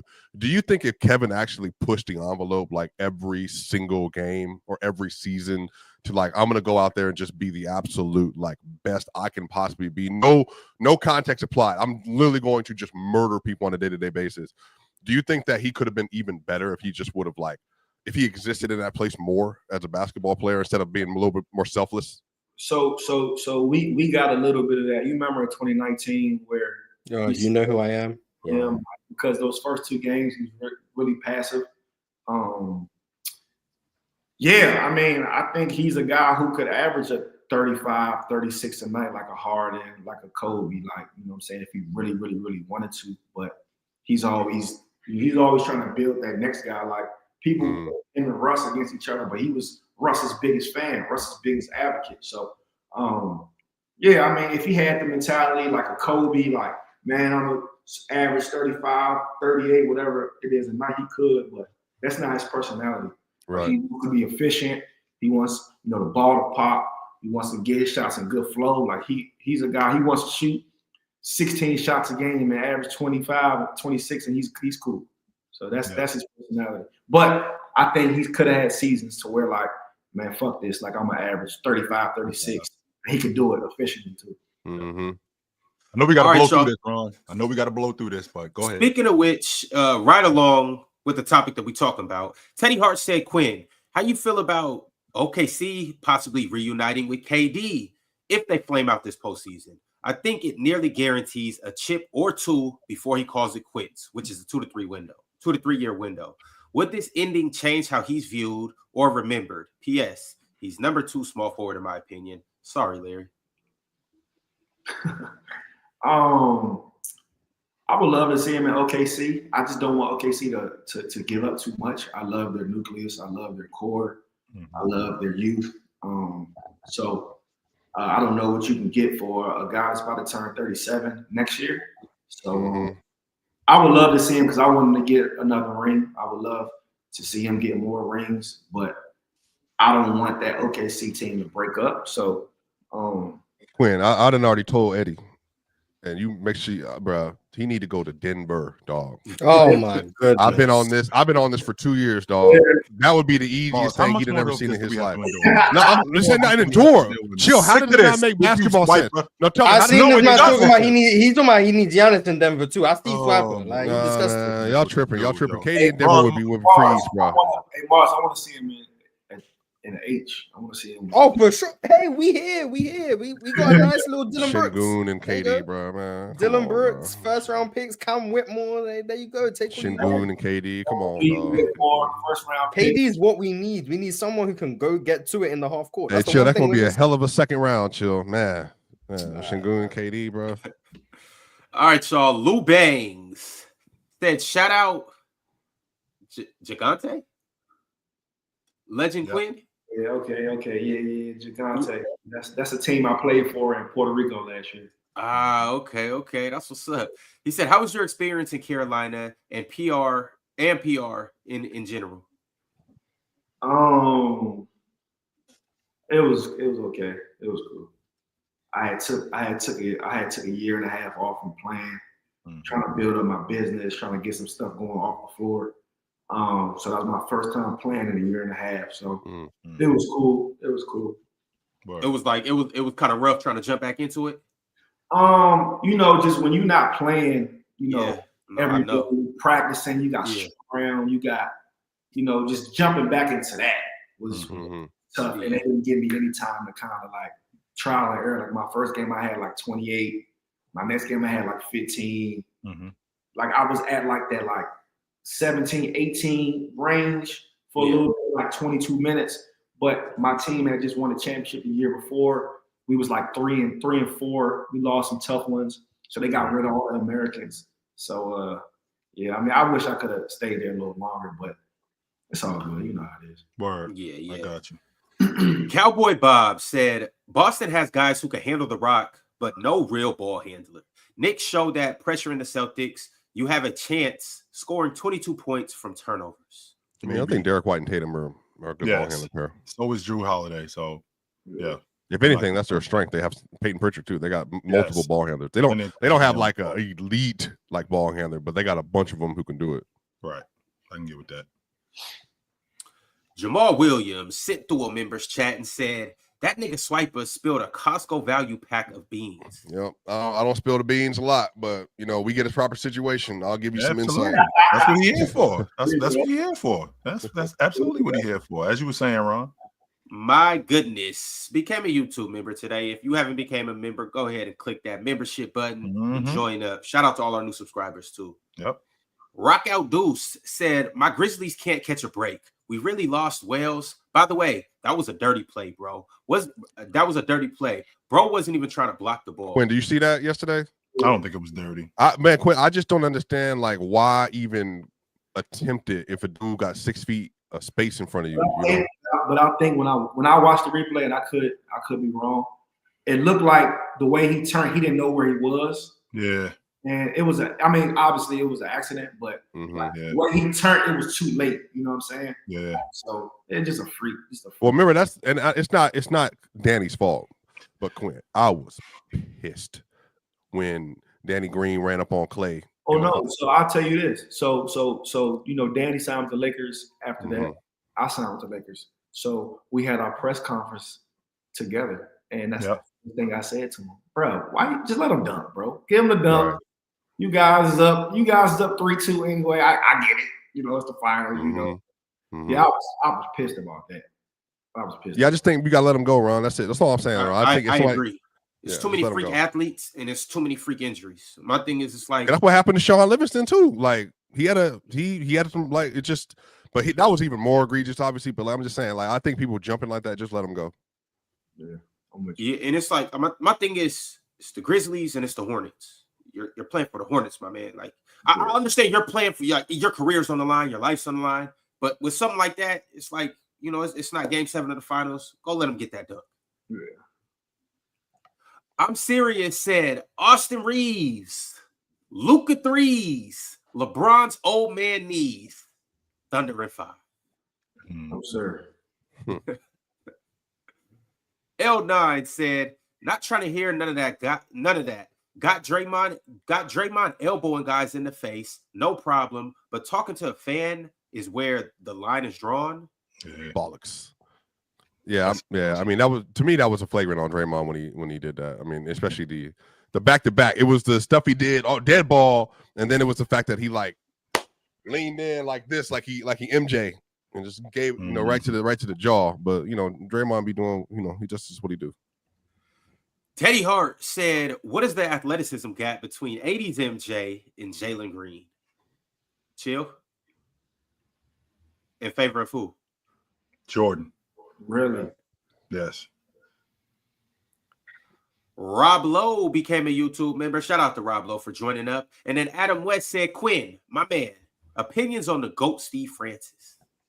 Steve Francis, probably the best guard to come out of the area. Shout out franchise. A big brother to me, one of my mentors, helped me since I was a kid. He does so much for our community, and one of the best ball handlers the NBA has ever seen. Freak athlete.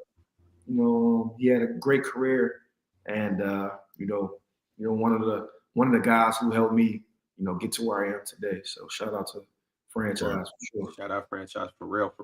Word. I'm serious. Sitting through another super chat. He said, Swiper, say it with me. Darvin undefeated in the in-season tournament. Ham. Darvin's doing well where he is. He will not be in Denver. I can almost assure that. There you go. That's simple. Tyrone Winston said, hey, Quinn, what's your top 5 PG County hoopers of all time? Damn, that's tough. I'm going to go KD. I'm going to go Len Bias. I'm going to go Victor Oladipo. What's that, 3? Yeah. I'm gonna go Mike Beasley, Mm. and I'll go That's Tywone tough. Lawson.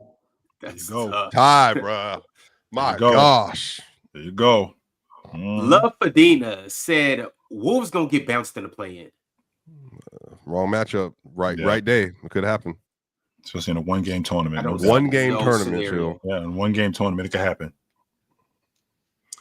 Worldwide Mace TV said, Quinn, is the NBA locker room player perspective different from the fan perspective? Also, is Kobe a better offensive player than Jokic? Ooh. I mean, Chill, you can attest to this. Like, I think the player looks at it, how we scout them, how the stats that we know, the way we guard certain players. That's how I look at, when I'm watching the NBA today, I'm looking at, all the film and stuff that we went through to prepare for these guys. Mm-hmm. Yeah, I would definitely say that the locker room perspective is way different than the fan perspective. I mean, for me, like, I'm the biggest football fan ever, so I watch the game of football through a fan's lens. But basketball, like, I'm watching, like, last night, how Shea's getting the ball in the wing and the Lakers are loaded, you know what I'm saying, and how he's still being not available, but how he's still able to, be aggressive when you have three guys, to the ball. To being able to process the defense when that's Right. going on, process the offense when that's going on. Sure, I can get with that. Absolutely. You can see some players, struggle with that. You know what I'm saying? Guys like him, Luka, the best scorers, they see it. He's getting the ball. He's seeing 5 jerseys every play. Mhm. So just to see how they, quarterback that. And I think from an offensive standpoint, Kobe and Jokic, I mean, obviously one's a center, one's a 2. I think Kobe's a better scorer, even though Jokic still averages 30. I think he could average more if he wasn't such a playmaker. But I think from a playmaking standpoint, rebounding standpoint, offensive rebounding, I'm saying, I think I got to go Jokic just because he still averages 30 and it's efficient as well. So I'll go Jokic. Who's your football team, by the way, Quinn? I'm a Commanders fan. Oh, hey, Jaden Daniels next 3 years winning MVP, bro. Shout out. Life where I could argue football and be Were y'all winning the NFC next year? With Debo now? Y'all just came up with Debo. Are you winning the NFC next year? You think with Debo now? The Eagles, I think they're the favorites. The Lions will be out for get back, especially against us because we sent them packing. So I like us 3-4 range. Mm-hmm. Yeah, I'm excited to check y'all out for real. Yeah, you a Seahawks fan, so you ain't got nothing to look at. Go ahead, next super chat. I bet we better than y'all this year. Well, I bet you we can any money you want. Yo, hey, Ron, come on, man. Come on, Ron. Don't I want your whole month go down this rabbit hole. Here we go with this bullshit. I want your whole month check, Ron. Here we go. Don't start with these two. Chill. Tell him he's lying. Chill. At least admit he's lying. I want a whole month check. 100% lying. You 100% lying, Ron. You ain't beating no better than the Broncos at all this year. Go ahead. We better than the 49ers. Oh, now you moving. I know the 49ers the worst team up here. Quinn, you see that? He doesn't ever want to anyway, Ron. Hey, Quinn, that's why he don't want to talk football. Because it's 49ers, they done. You know, Brock. We own y'all. We own y'all. What are you talking about, Ron? We own y'all. We own y'all. But anyway, as you were saying. Hunter said, Swiper, who would you like to see fill the GM spot for Denver? So it's either going to be Tommy Balchettis, who's already there, or the word on the street that's rumbling is Bob Myers is on the table, but Bob Myers is going to command the bag. And if you know the Kroenkes, they don't pay front office people a lot, but Bob Myers would be he might be the most ideal candidate for that job, probably. I can get with that. Word. I can get with that. Too Clutch Corey said, thank you for the coverage this season. We appreciate y'all for real. We appreciate you too, Corey. He said, I want to know what y'all think of Castle now that we are nearly at the end of his first year. You got second in rookie of the year. Yeah, you got somebody to build around. That's what I think about Castle. Is he second in rookie of the year, Chill? Behind Ricochet? I think he might be first in rookie of the year, if I'm being honest. Castle taking home that rookie of the year. Yeah, I think he's taking home rookie of the year. Ricochet got somebody to build around, though. But 100%. He hasn't been as consistent as Castle's been all year, though. I think he's been better down the stretch of the season, though, like the last 25 games or so. Well, he really took it to another level for sure. But I think Castle had more consistency throughout the year. And by the way, Quinn, I seen him in San Francisco. He ate bit of 6'6". Oh yeah, a bit of it. Where you at? Will said, shout out to the crib, man. Mo, Who was the best player at a DMV to you? Kevin. That's easy. Yeah, not easy. Mm-hmm. Beezus too? That's easy. Shout out to You Lynn. got Lynn. Shout out to Lynn Pies. I ain't seen him, but they say he was Yeah. one. So I'll go them two. Snowbird Sneakers said Dub Panel, Dub Stream, Dub PC. I can't talk about him, Quinn. I get emotional talking about him. That's how Yeah. good he was. Yeah. I can't do it. Mike sent through a super chat and said, I'm just here to tell everyone how much of a hypocrite Top Right is. When is anyone not named Jokic? He's talking about did he get Malone and them fired? And no, I'm saying that based on everything I've heard in the reporting, he did not get Malone fired. No, he did not. Malone and Booth got themselves fired, respectfully. All right, y'all. And last but not least, this is the last super chat of the day from Worldwide Mace TV. He said, chill. Would Len Bias and Reggie Lewis have pushed Mike and Scotty in the 90s if they matched up in the playoffs? Okay, so let's rewind real quick, okay? Because again, I get emotional talking about this. If Lenny would have lived, they wouldn't have been able to get Reggie Lewis because they would have had a higher draft pick. They wouldn't have been where they were when they got Reggie Lewis. They would have been better. So they would not have been able to get Reggie Lewis. And I know that Red Auerbach did a great job in finagling, but I don't think Reggie Lewis would have been on that crew because they would have been so much better. And Bird is on record saying, I would have quit in 88 had Lenny lived. That's how good he thought Lenny was. He would have quit in 88. So, and for the record, I know we got to bounce. Just so y'all know, Quinn was my man in college. Like when I was in school, Quinn was the dude I was hanging out with. That was my man. No doubt about it. Yeah. Yes, he was. Yo, Quinn, appreciate you for joining up. Appreciate you for man, coming great through. The episode. community's Great happy. episode. We happy. It's been I'm a fire. big fan of y'all show, man. I appreciate y'all, bringing me on, man. Please come back, bro. Whenever you want to, whenever there's, whenever you want, let us know. Whenever you want to take over, it's a hosting job too. Let us know. Get this dude up out of here. Get him up out of here. We can get him up out of here today. As a matter of fact, we can get rid of this dude. You see, we talking basketball, Quinn. He over here trying to push agendas and whatnot. That's crazy. We can man. get rid of this dude today. Get him up out of here. Hey, Quinn, after the first round of the playoffs, we need you to come back up so we could talk about what we seen throughout the whole first round. Perfect. Let's do it. Absolutely. All right, and I'll make sure the swiper's not here in this Add me to the group chat when y'all talking hoops, man. Add me to the little throw off group chat or something, man. Because I got you. Talk hoops too. I got you. We're gonna make it happen. Yep. I appreciate y'all. Chill. Thank you for setting this up, bro. Seriously. Come on, B. Come on, man. You ain't gotta ask me twice. And Swiper, I didn't like a lot of your takes that I saw on TikTok, but I'm happy that I met you, man, because you know what you're talking about, man. You know how to edit this beat sometimes. Nah. Shout out JD. That's JD and Ron that pick all that stuff out. I know they know what they doing, bro. Content merchants over there, bro. Golly. Later. All right, y'all. We're gonna catch you soon. All right. Absolutely.